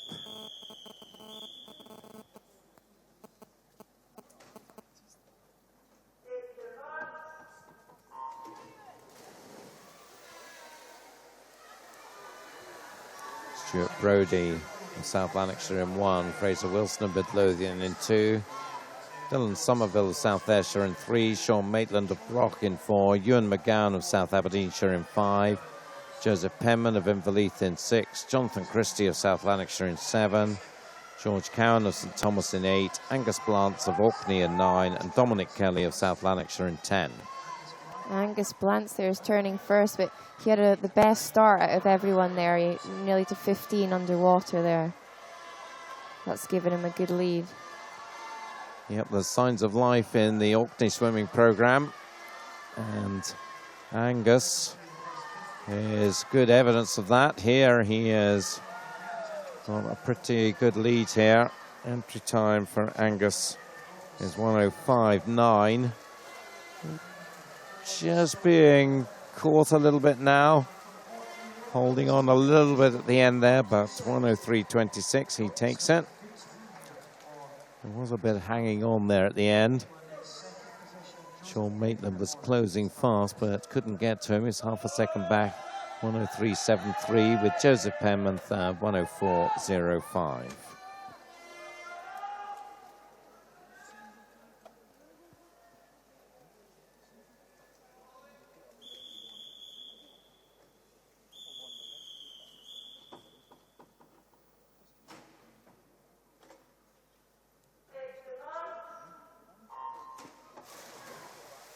Heat 3. JJ Moultrie-Waring of Hearts in 1, Owen Strachan of Carnegie in 2, Daniel McGladrigan of Eithan in 3, Joel Sinclair of Carlisle in 4, Callum Young of South Lanarkshire in 5, Ollie Campbell of Portobello in 6, William Strachan of Afford in 7, Kyle Eady of East Lothian in 8, Jonah Walsh of Inverleith in 9, Fraser Agnew of City of Aberdeen in 10. Wall-to-wall swimmers here. Just turning first, Owen Strachan, 30.28.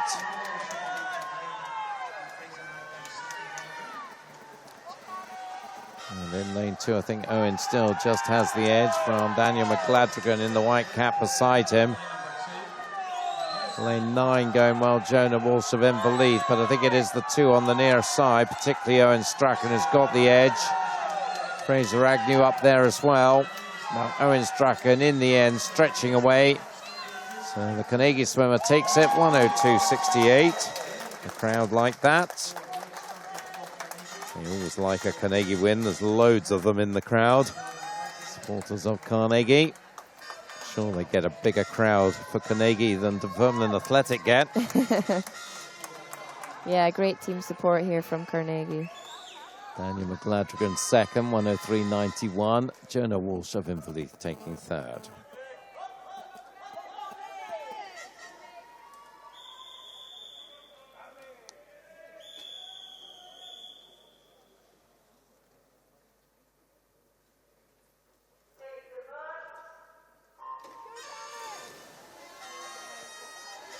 To Heat 4, Jamie McDonald of Warrender in 1, Lewis McLeod of Dumfries in 2, Cameron Murray of Dundee City Aquatics in 3, Matthias Rietveldt of Midlothian in 4, Fraser Allison in Inverleith in 5, Greg Rowe of Carnegie in 6, Claire Wattred of Dumfries in 7, Logan Patterson of Aberdeen in 8, Conor Logan of City of Glasgow in 9, Cameron Reid of South Aberdeenshire in 10. Cameron Murray, 29.14. We saw him with a good 200 IM swim earlier. Yeah, Cameron had a really good 200 IM earlier, and he's continuing that. He's just being caught a little with in the lane next to him. Matthias Friedfeld, that is, in the green cap for Midlothian. Also going well in 8 is Logan Patterson of Aberdeen. He's having a pretty good meet. And Lewis McLeod, we talked about him earlier as well. But it is the Dundee City Aquatic swimmer, 101.13 for Cameron. Fastest so far. 3 seconds inside his entry time. Matthias Friedfeld second, 101.95. And Lewis McLeod, 102 dead, takes third. Some nice PBs there. And we're nudging towards the minute mark here. Yeah, they're all pushing each other just to go that little bit faster, which is really good to see. This next heat, 102s and 103s entry time, so a big PB maybe could duck under the minute here. Let's have a look and see. Heat 5 then, Jean-Luc Diggins of Dumfries in 1, Finlay Hart of East Lothian in 2, James Riley of South Lanarkshire in 3, Lawrence Campbell, City of Glasgow in 4, Aaron Essen, City of Aberdeen in 5, Joe Tate of Hearts in 6, Alistair Cormack of Perth City in 7, Angus Nicol of City of Glasgow in 8, Finn Corbett of Corby in 9, George Mansfield of Burnt Island in 10.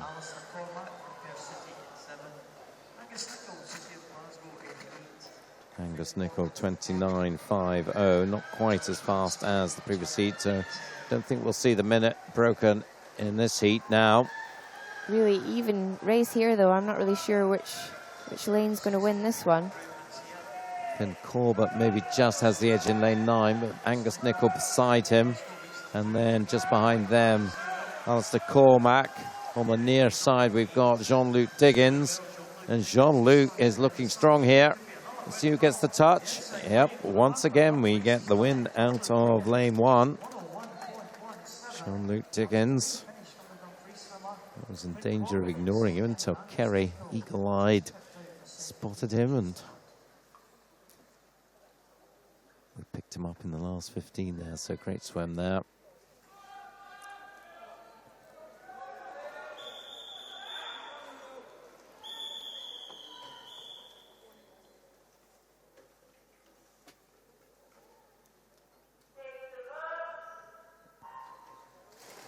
Heat 6, Sam Huntington of Aberdeen in 1, Ewan Watson of Mulgai and Bearsden in 2, Daniel Ferguson of West Lothian in 3, Liam McDougall of North Lanarkshire in 4, Jack Somerville of South Ayrshire in 5, Blair Geddes of St Thomas in 6, Joe Watt of Inverclyde in 7, Jacob Marchbank of Perth City in 8, Cameron Main of Elgin in 9, Archie Goodburn of Warrender in 10. Liam McDougall 28.59, so first time we've gone under 29 seconds at the split. Again, this looks like a really even race at the minute. Joe Watt in lane 7. Now I think has the edge, the Inverclyde swimmer from the halfway leader, Liam McDougall. Just checking lane 1, but I don't think we're going to see a win out of there this time. It's between these two, and it's Watt who just takes it. Oh, very close to the minute there, 60.05. He'll be disappointed about that, I guess, but it'll come next time, surely. Yeah, he'll be disappointed, but it'll give him the confidence to know that he can definitely get that next time. Liam McDougall in 2nd place, Daniel Ferguson 3rd.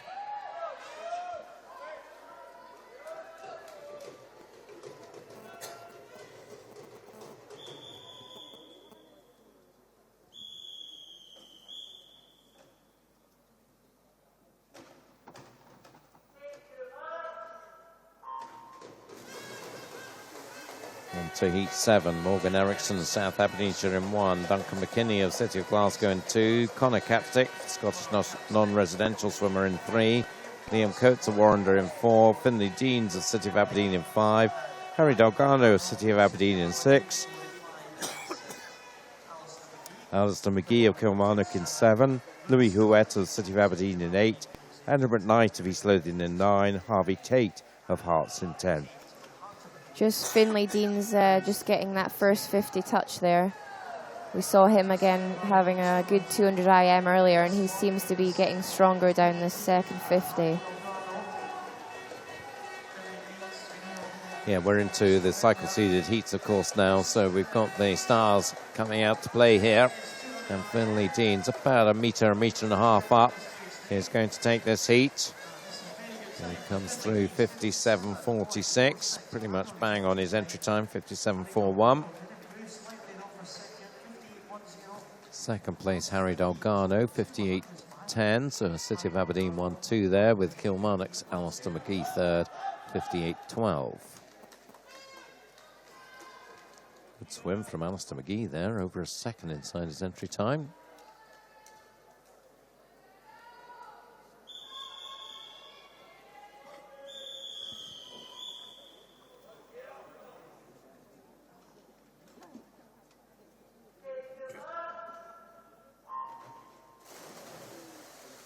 Heat 8. Paul Miller of Aberdeen in 1, William Balfour of North Lanarkshire in 2, Daniel McNally of Keary in 3, Ian Fletcher of Mulgoy and Bearsden in 4, George Clough of Warrender in 5, Ewan McComish of South Lanarkshire in 6, David Pearson of North Lanarkshire in 7, Daniel Morley of Durham City in 8, George Crawford of Middlesbrough in 9, and Keir Edgar of Carnegie in 10. George Clough, 27.70 at the turn.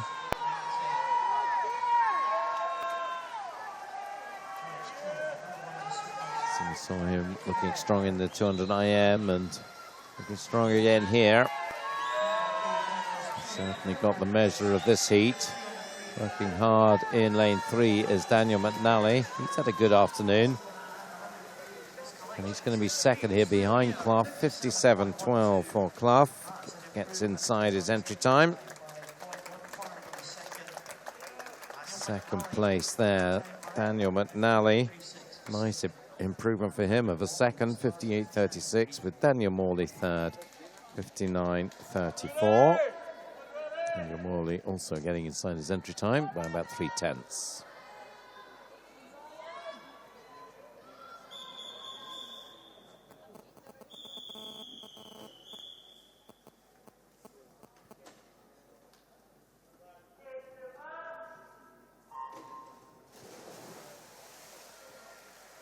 Into the final heat, Scott Lilburn of first in 1, Mark Hill of North Lanarkshire in 2, Michael Alcorn of Mulgoy and Bearsden in 3, Ian Leach of Delting in 4, Ryan Retson of first in 5, Conor Joyce of Workington in 6, Rory Lawless of Carnegie in 7, Douglas Ross of Highland in 8, Tom Robinson of Ulverston in 9, Craig McRoberts of North Lanarkshire in 10.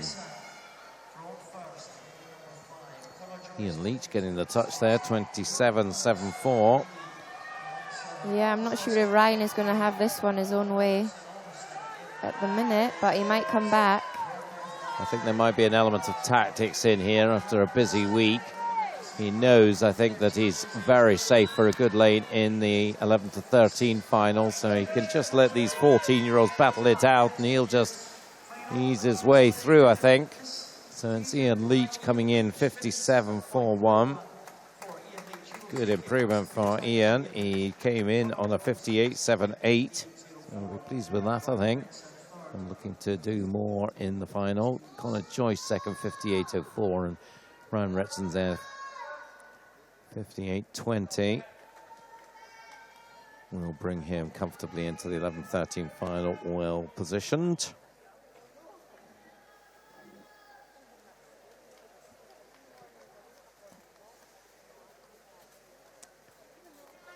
So from the 100, we move to 1,500. 2 heats for the young girls. First heat will be roughly 20 minutes of swimming. Might want to just check your cup of tea.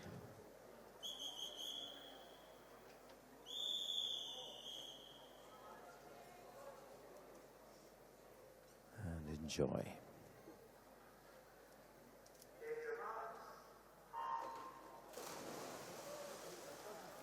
We have 7 swimmers going in this first heat. Gemma McLeod of Dumfries in 2, Beth Gill of Hearts in 3, Anya Watt of Dumfries in 4, Kirsten Laurie of First in 5, Morven Adams, Dundee City Aquatics in 6, Iona McLeod, also from Dundee City Aquatics in 7, And then 2 swimmers from South Lanarkshire, Lisa Miller in 8 and Rosie Matheson in 9.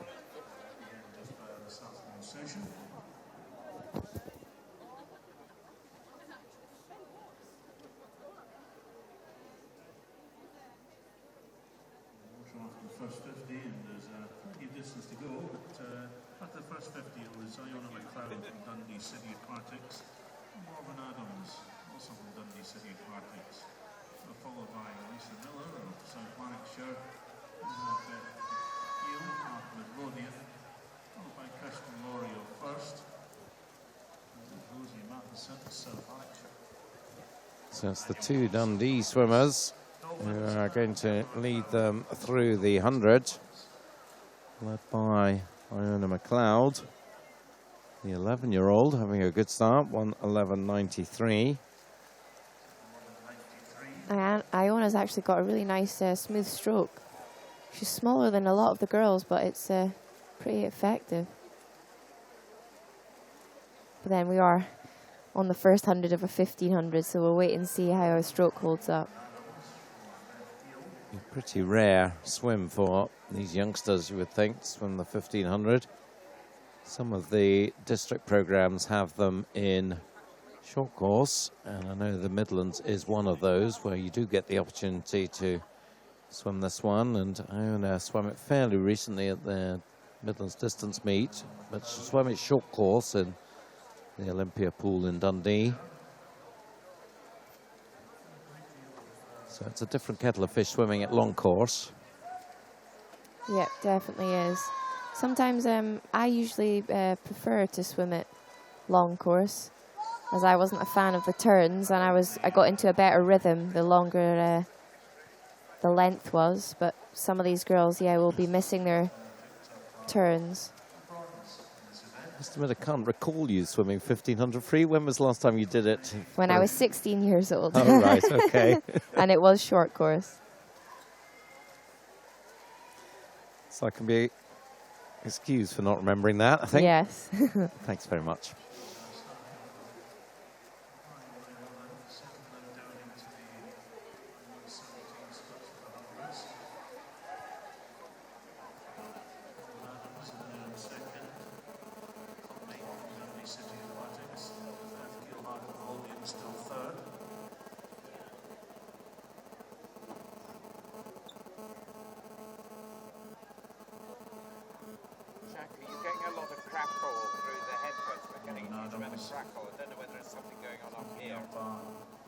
Silver in the Midlands district meet. Also placed 4th in this event in the Midlands District Championship.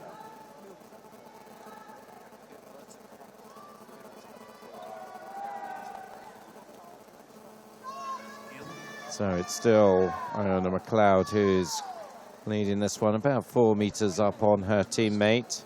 Let's just check the split. She was about 1:18 for her second 100. Goes through this 3:48.33, so pretty much the same split there at 1:18.5. Morgan Adams about 2.3 back on her. Anya Watt of Dumfries in 3rd place. Tighter, just a little bit back. Here's Beth Gill. They're surprisingly bunched together still, really, here. You quite often see the field spreading out quite a lot early on in the distance events, particularly for these younger swimmers. Yeah, I would have expected them to be a little bit further apart, but that's good. That means that they'll push each other on throughout the rest of the race. Certainly now, Morgan Adams maybe just coming under a bit of pressure from lane 4, Anya Watt. Not much between those two, and then the heart swimmer Beth Gill and Kirsten Laurie of First, fairly close. Rosie Matheson not that far behind. But still it is the youngster, Iona McLeod, 5:07.11. At 1:18.8 there, so pace just slightly edging back. It was a 118 low, then to a 118 and a half, and now 118.8. She'll want to stop that drift if she can. Settle into something steady. It's only a gradual drift, so maybe I'm being a bit hard on her.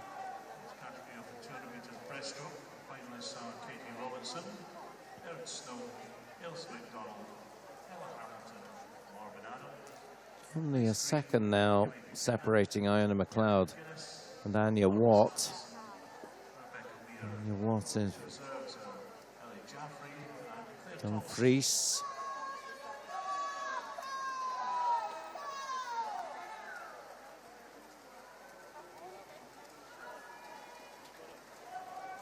She has now split the two Dundee swimmers.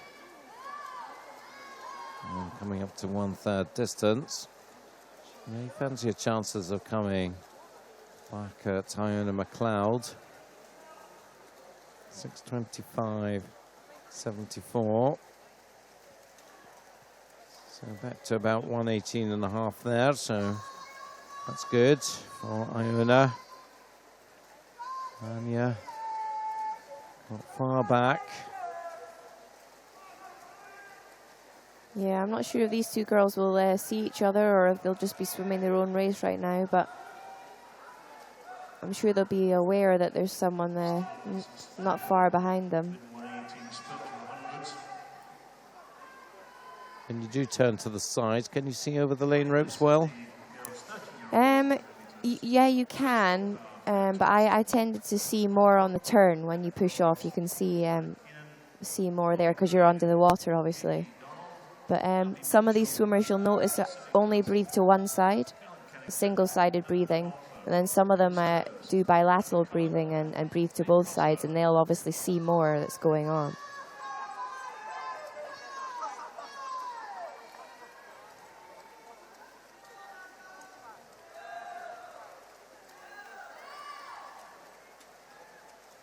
Yes, Iona looks to be just breathing to her left-hand side. 7:43.88 now for her. Getting that down to a low 118 that time, so picking up the pace, but Anya Watt not far behind her at all. These two beginning to open up a gap on Morven Adams in 3rd place. Kirsten Laurie now just ahead of Beth Gill. So we could be splitting into 3 races really here. Top 2, then the next 3, then the following 3.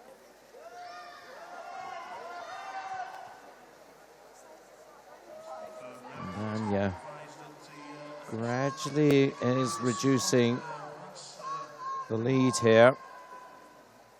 Anya, the 12-year-old from Dumfries, entered 1939 and as 1942.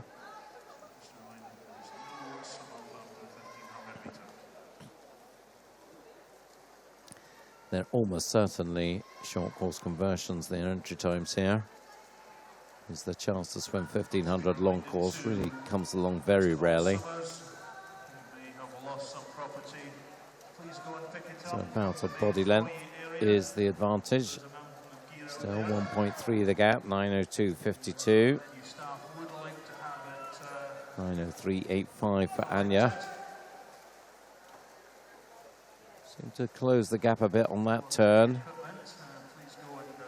Yeah, I think Anya just has slightly stronger turns than Iona, but then Iona's swimming speed seems a little bit quicker.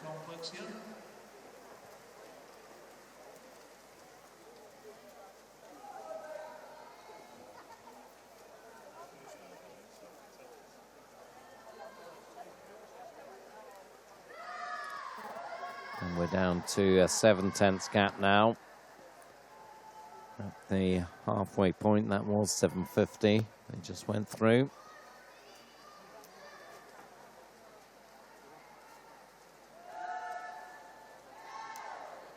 Morven Adams holding on to 3rd. About 4 meters ahead of Kirsten Laurie, and Beth Gill just a bit back from them now, about 6-7 meters.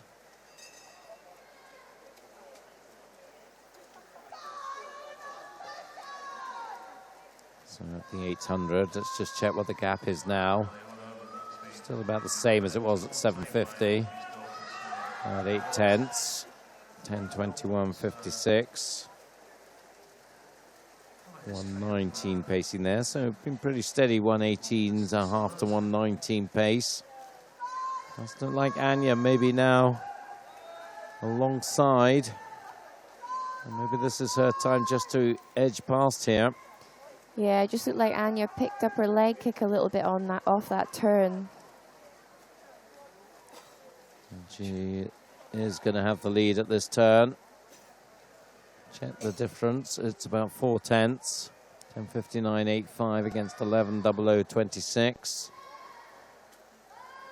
Could we have a coach from Inbelief to the recorder's table, please? Coach from Inbelief to the recorder's table. Thank you. Still the two of them pretty much stroke for stroke. Coming down towards 900 meters.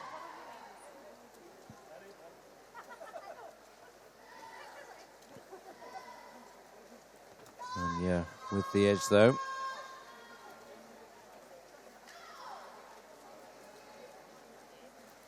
(11:38.85). Certainly she has picked up the pace. She's been going there probably about a 116 for that 100 there, and well, if she can hold that pace, then she could start to move away from Iona on her 118s. Yeah, Anya just took her legs in that last 100, and she's maintaining that, which is giving her a little bit of a faster pace. One of the things that's nice to see on the pool side here is we've got the St Thomas coach is pushing on Iona McLeod there, and I've noticed that this week that the coaches from the Midlands are really sort of getting together and supporting each other. The Perth, Arbroath and Dundee, probably the three main programs there, and that's really good to see that sort of cooperation between programs. Yeah, definitely. It means a lot to the swimmer as well when they're in the pool and there's other coaches supporting them as well as their own. It's a little bit of a boost, especially in a long race like this.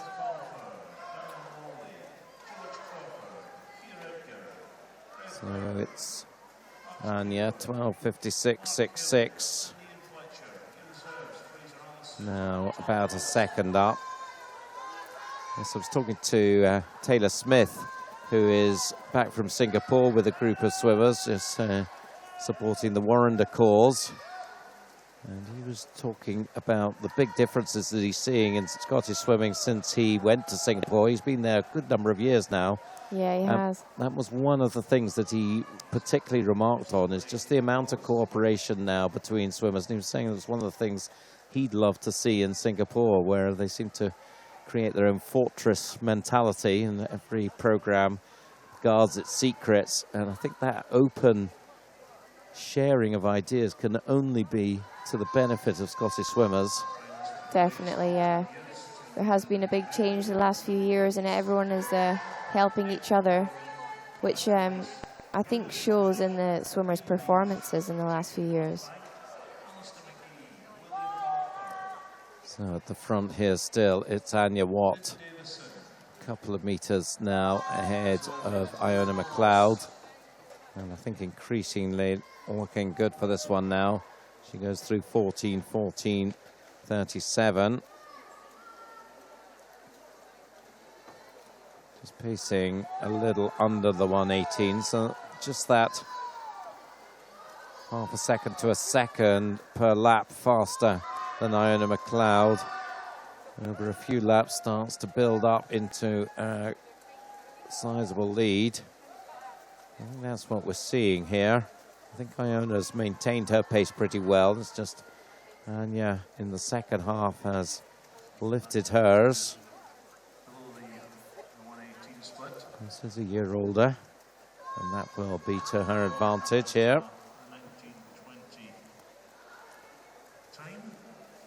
The gap now over 3 seconds.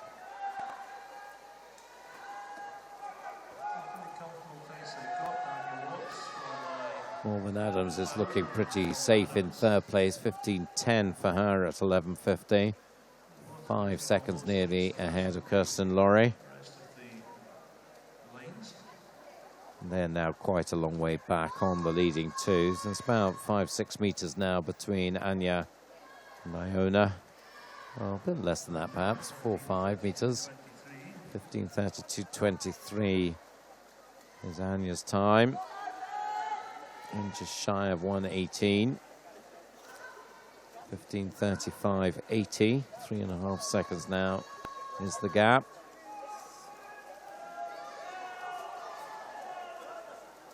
Last split, 1:17.9. Still on course for a 19:20 finish time. Anya's entry time 19:39. She is pacing to be a fair bit faster than that. Maybe 20 seconds or so. So if that is a short course conversion of a fairly recent 1500 time, then that would be a very good performance. Yeah, this has been a strong swim from Anya. Just pacing it really well and bringing her legs in halfway through the race. 200 to go at this next turn.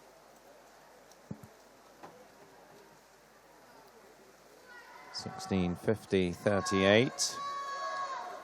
Another 1:18, so 2 more of those. Be about a 19:26. You'd expect her maybe to pick up the pace in the final 100, so low 1920s perhaps.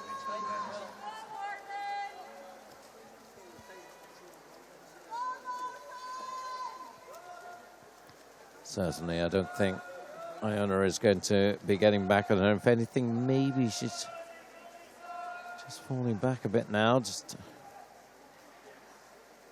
Yeah, Anya looks like she's picked up her stroke rate again in this last 200 meters.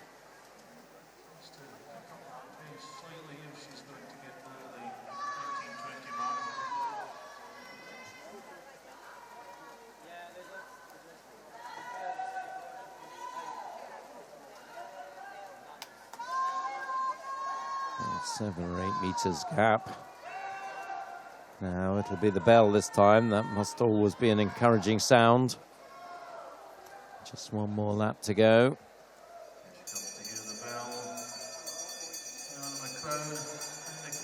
And 18:07.93.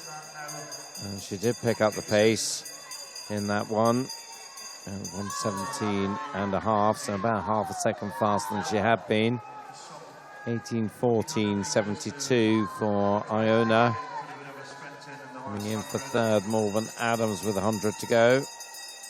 Still with a sizable lead over Kirsten Laurie.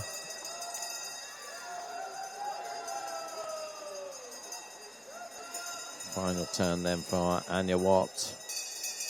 Check her 50 to go time, 18:45. So that was around a 37 for her second last 50. So we're still looking at a low 1920s, I think, here. Can she really drive on? 15 meters to go. His legs going nicely now. Stroke rate picked up. Just needs to drive it on into the wall. So good swim, 19:22.40. And that is an improvement on her entry time of 17 seconds. Iona McLeod coming in second, 19:29.63. Also comfortably inside her entry time, around about 13 seconds. Morven Adams will come in for third place.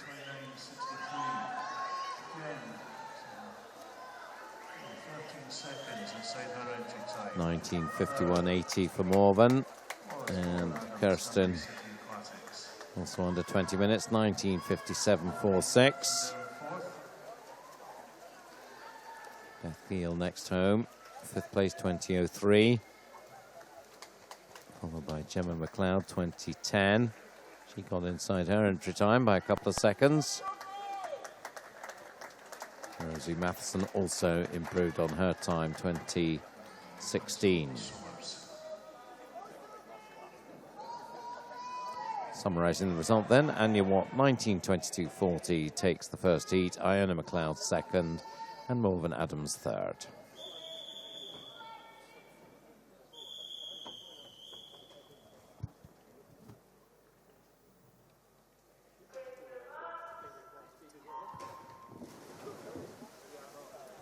So 19:22.40, that time from Anya Watt is the time to beat in the 10 to 12 age group. We've got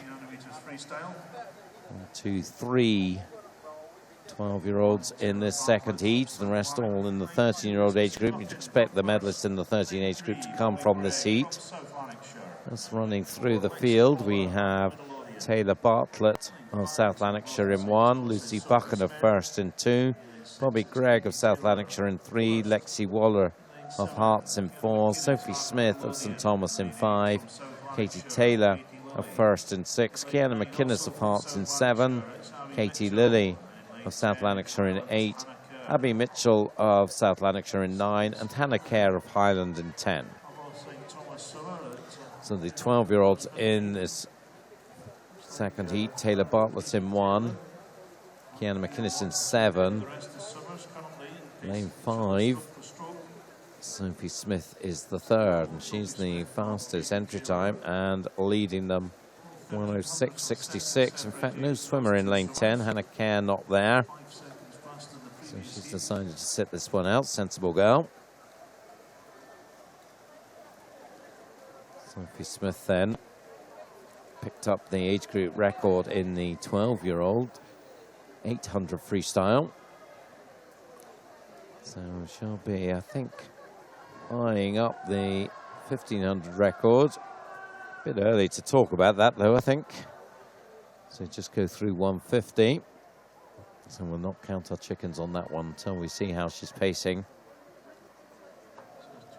Definitely pacing themselves. Sophie Smith from Katie Taylor, then Bobby Gregg from South Lanark.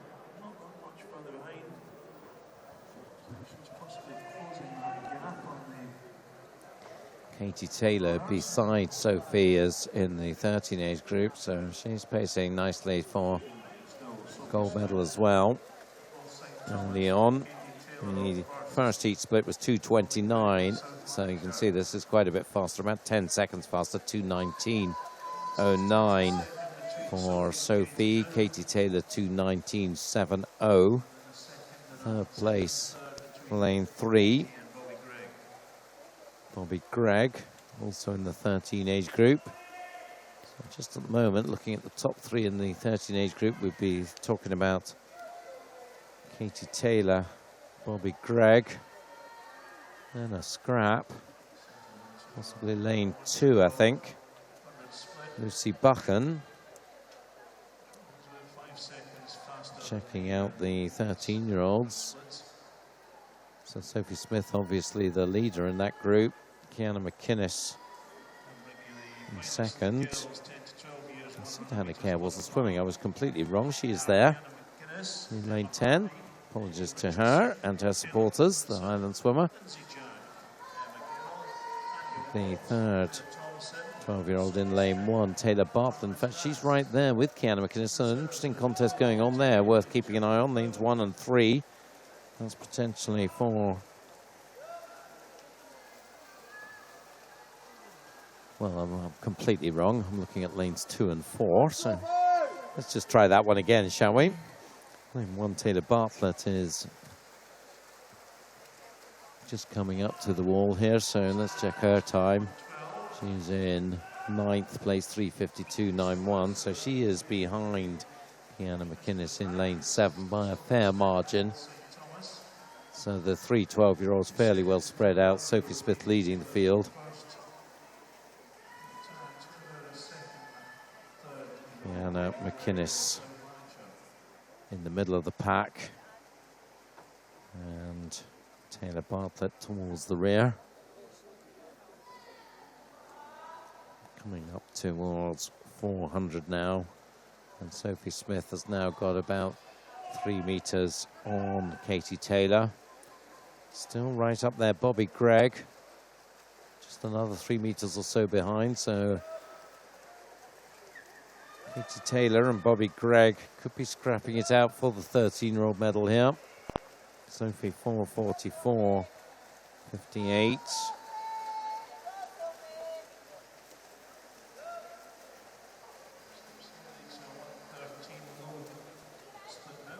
And 1:13 splits for Sophie. She's been around that since the beginning.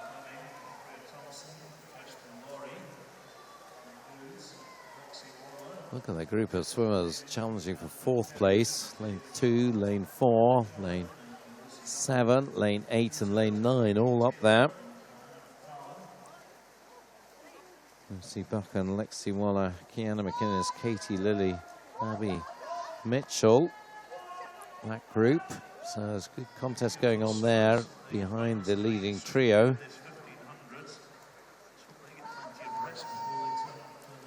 Sophie now starting to be gradually building a lead, but only very gradually. Bobby Gregg's coming alongside Katie Taylor nicely now as well. Yep, so that one certainly looks to be shaping up to be a nice contest. 5:57.90 for Sophie. So pacing again around the 1:13. Just a 10th or so now separating Katie Taylor and Bobby Gregg. Does look like maybe Bobby has upped her pace here in lane 3. It's the Hart swimmer Lexi Waller just in 4th place, so I guess currently in bronze medal position in the 13 age group.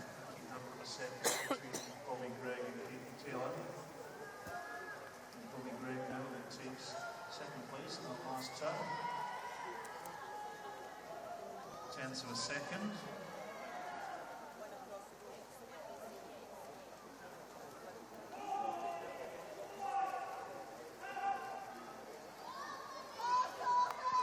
Come on, Sophie!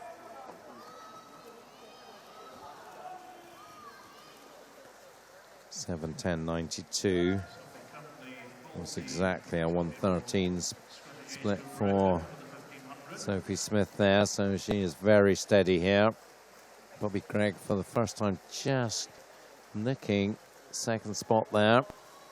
Just hundredths ahead of Katie Taylor. Hearts contest going on there behind them with Kiana McInnes, the 12-year-old, now just slightly ahead of Lexi Waller, the 13-year-old. Over in lane 8, Katie Lilly looks like she may be slightly losing her count. That happens sometimes on the distance events if they're not really well secured. Yeah, that's happened to me before. Hat and goggles lost halfway through an 800.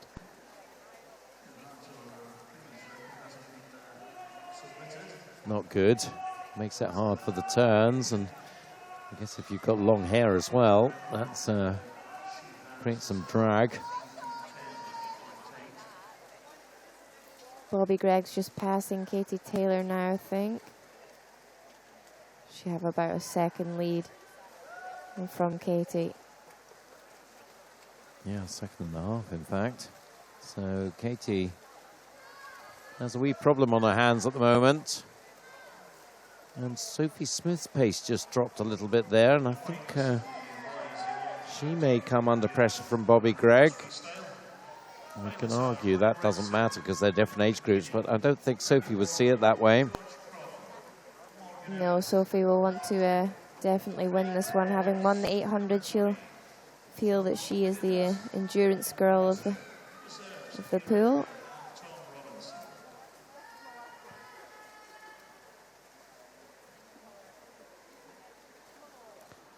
Well, I'm not sure what's happened in lane 4 to Lexi Waller, because she has dropped way back now. She was right up with her Hearts colleague just 100 meters or so ago, and she's now about Well, nearly 15 metres behind her, so whether she's saving herself for this evening or whether she's just something, an issue with her, I'm not sure. But it doesn't look terribly good for her. 37.28 meanwhile for Sophie Smith. Just under the 113 there, and I think maybe just steadying the ship there. She's got about 3.5 seconds over Bobby Gregg, so definitely worth keeping an eye on the gap there. Bobby extending her lead over Katie Taylor now, as Kiana McInnes, I think, certainly now starting to look good for the 10 to 12 silver medal in lane 7.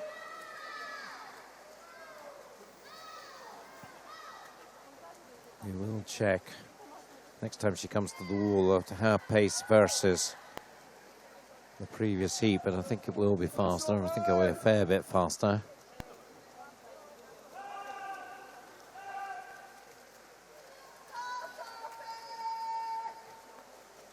So this is 900 metres for Sophie.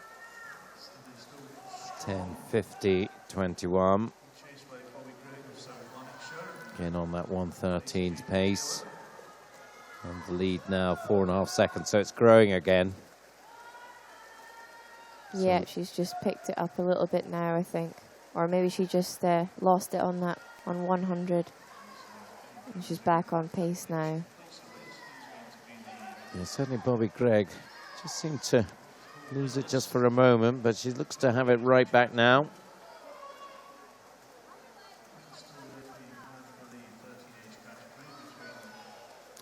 We completely forgot to catch Kiana McInnes' split on that one, so we'll try again at the 1,000 metres.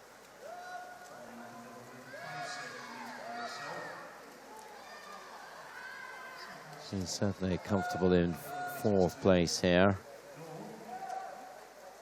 Clear of the swimmers behind her. And Sophie Smith now, you can see her lead is definitely increasing over Bobby Gregg. So this is 2/3 distance. 12:03.25. And you can probably see on the transmission, the sun has come out in Aberdeen. It was raining earlier, not anymore. It's been a pretty good week overall. Not too hot, but pretty pleasant here up in the Granite City.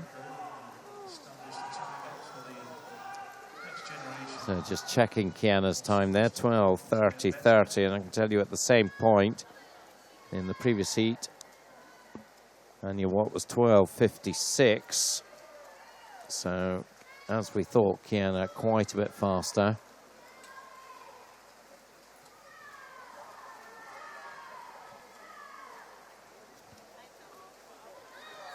We'll also keep an eye on Taylor Bartlett's time as she comes up towards the same point in lane 1.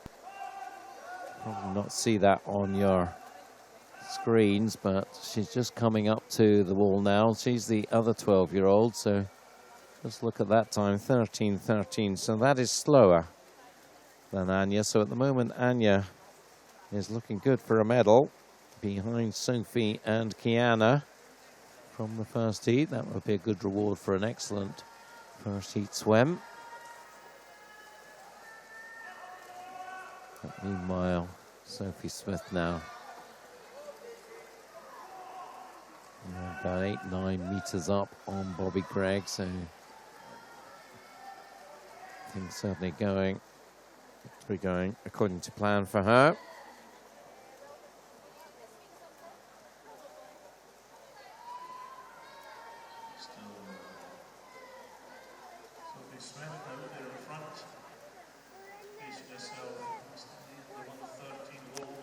I'm not sure she's on track for that record time. We'll get a better sense of that at this next split. That record, 18:10.87. The 12-year-olds. She'll have 300 to go At this turn, goes through that just on the 14.30. So he needs to go through the final 300s in 3:40. So that's averaging, what, 1:13. So that's roughly the pace she's been at. So yeah, if she can hold that, then she might just dip under it. And of course, you'd expect her to be able to find a sprint finish as well. So, well, let's keep our fingers crossed for her.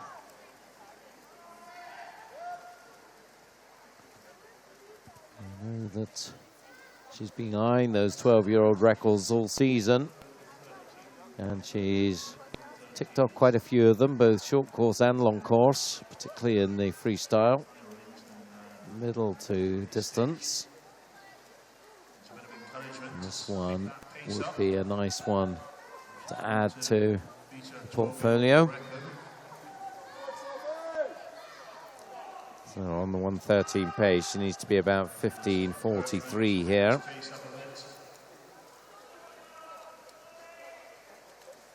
And we're just coming to the wall. 15:43.21, so she's right there or thereabouts. Lead over Bobby Gregg now, 7.5 seconds. And Bobby well clear of Katie Taylor, about well, more than 15 meters up. So Bobby, I think, has almost got that gold medal round her neck, barring a terrible problem in the last 150 meters. 3 lengths to go then for Sophie.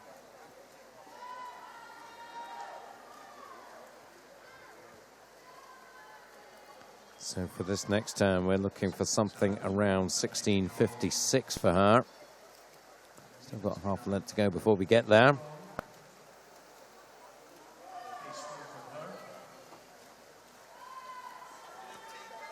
Still all on her own in 4th place is Kiana McInnes, still pacing significantly faster than the previous heat. So coming to the bell then, Sophie Smith. Let's focus on her for the final 100. 16:56.74. She can't afford to slip anything, but you would expect, rather than that happening, that she'll accelerate this last 100. Remember the 12-year-old record time, 18:10.87 here. She has to do it the hard way on her own. She is kicking her legs a little bit more now, though, so hopefully she's got that little bit extra in this last 100. So coming towards her final turn. It's hard to sustain that acceleration all the way down the 50-meter pool. 17:32.07. So she needs to do a sub-38 here.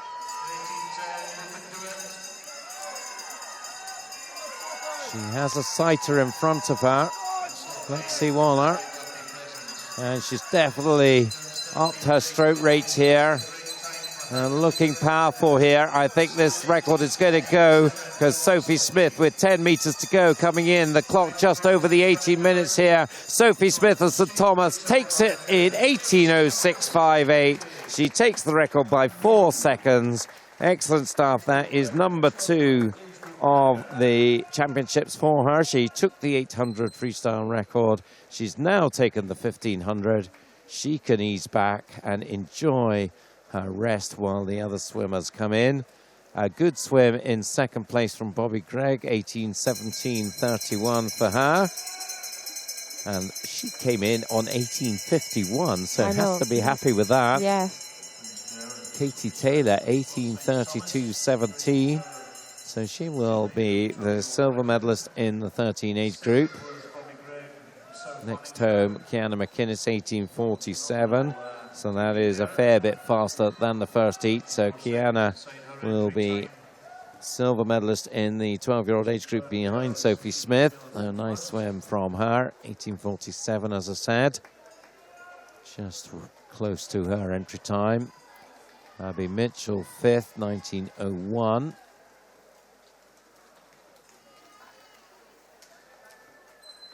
So just working that through, that means that Abby will pick up the bronze medal in the 13-year-old age group. And pretty sure that the bronze in the 12-year-old age group will go to the winner of the first heat, Anya Watt. We'll know that for sure when Taylor Bartlett comes in, but I don't think she's going to match the 1922.40 that we saw from Anya. And it'd be 1952 for Taylor, so that is, I think we can confirm. But meanwhile, just summarising that heat, Sophie Smith, a new 12-year-old national age group record, 18:06.58. Bobby Gregg in second, 18:17.31. Katie Taylor, 18:32.17.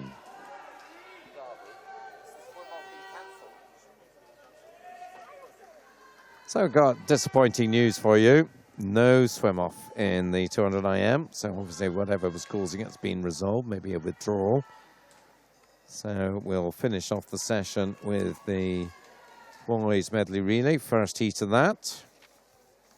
Oh, it's a shame. I was quite fancying a City of Aberdeen head-to-head there. So was I. I love a swim off. Hey-ho, off we go with the medley relay.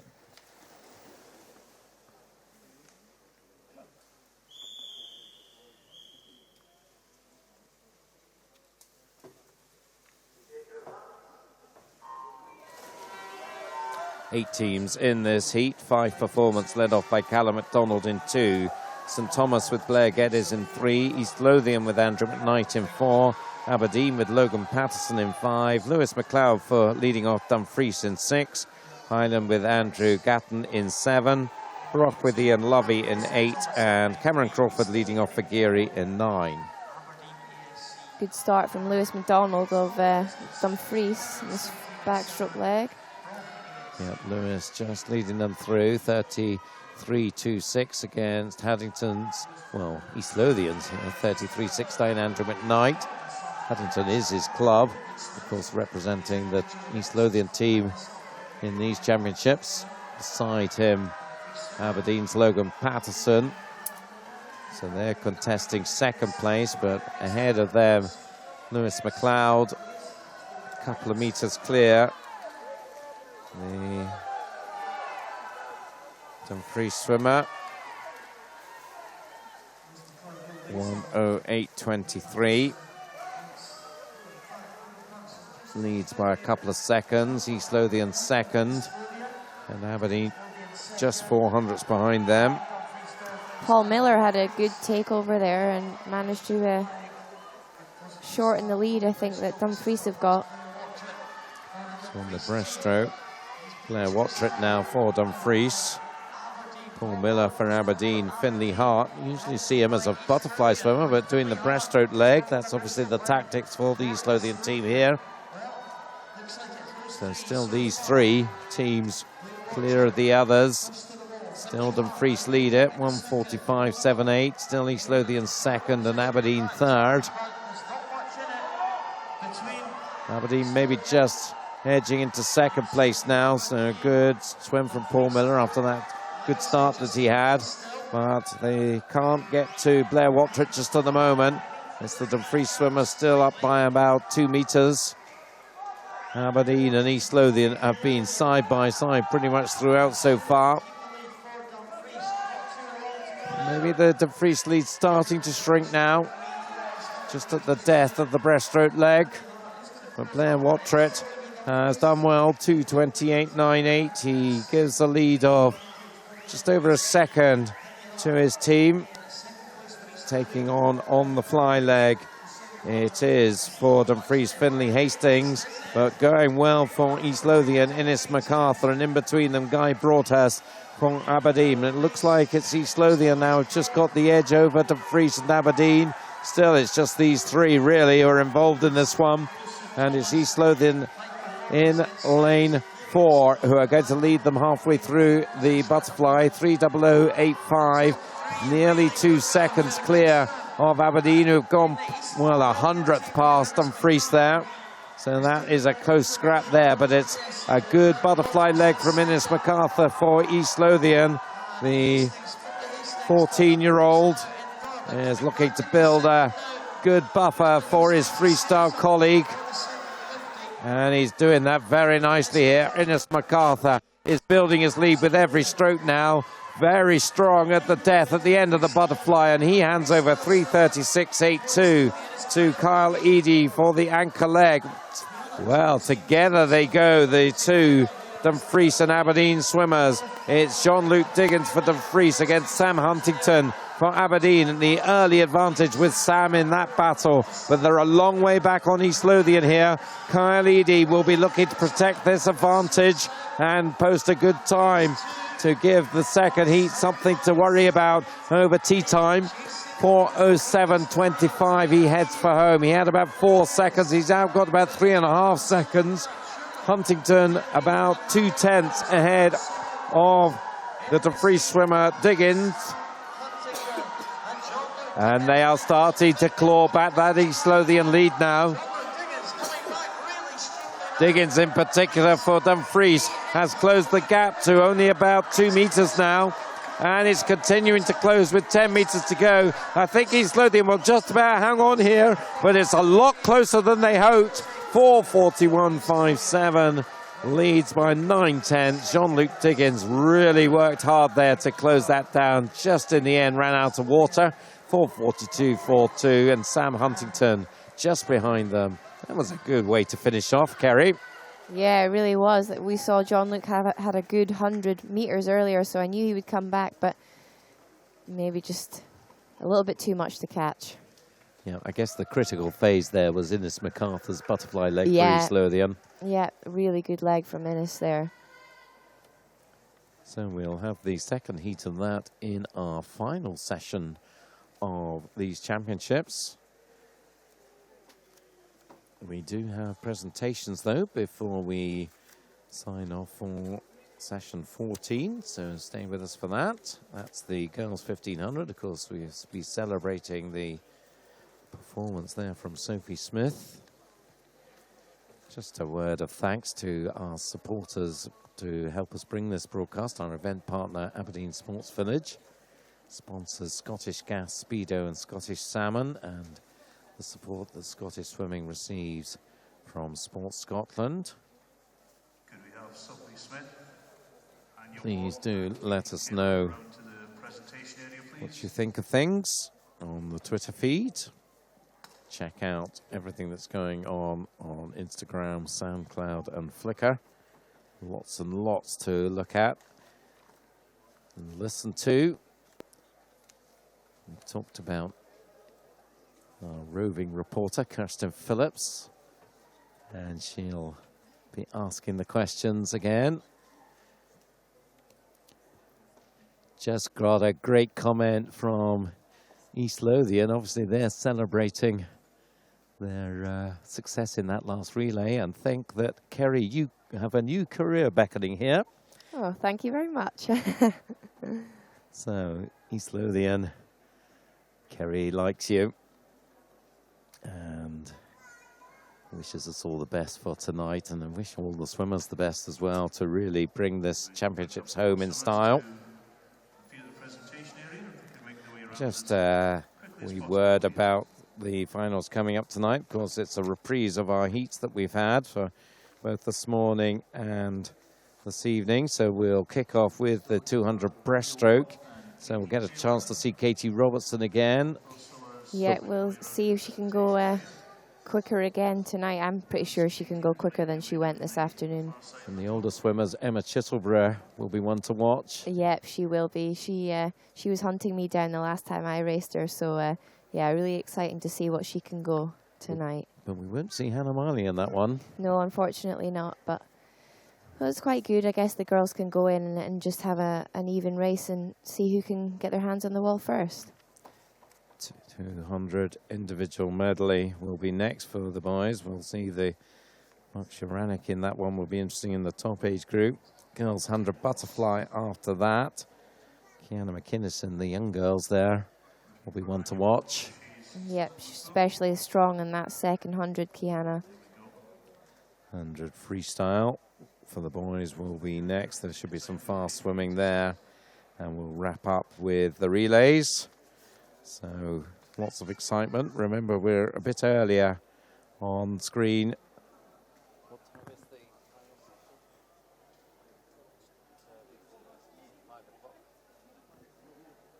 We'll be starting swimming at 5 o'clock, so half an hour earlier than we have been every other evening, just to allow people to get away home on a Sunday evening. We're just about ready to go to presentations now.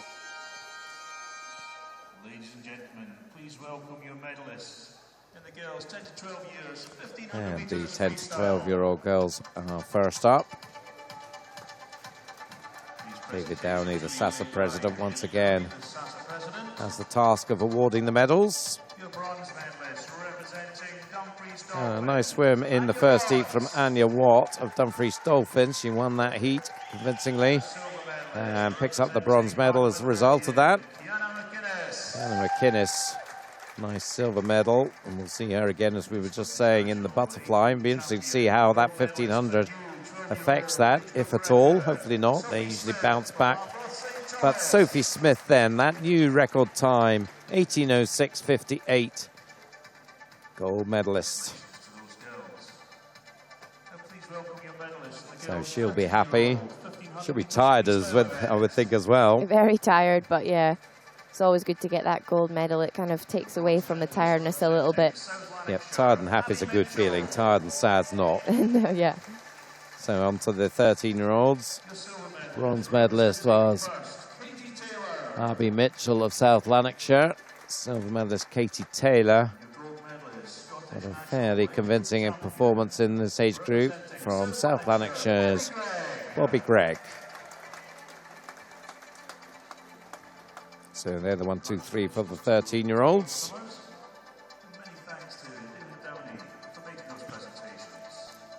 So it's just about our final piece of action for session 14. Remember, one more to go.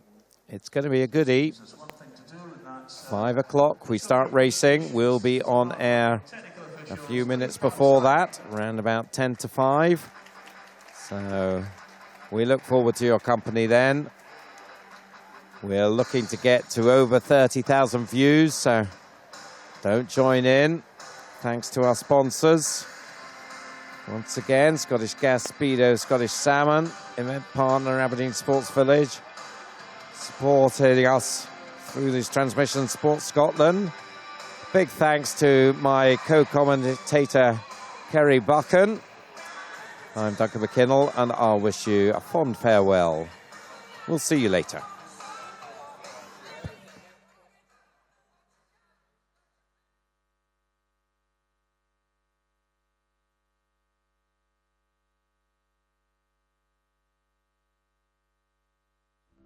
Welcome to Scottish Swimming's official YouTube channel. No matter if you compete or participate in swimming, disability swimming, diving, synchro, open water, water polo or masters, if you're a teacher, tutor or coach, or simply interested in what we're up to, this is the place to find it, from wherever you are in the world. On our channel, you can watch our key events live or on demand, or simply the highlights afterwards. All for free 24/7. If you subscribe, you'll not miss any new videos, so what are you waiting for?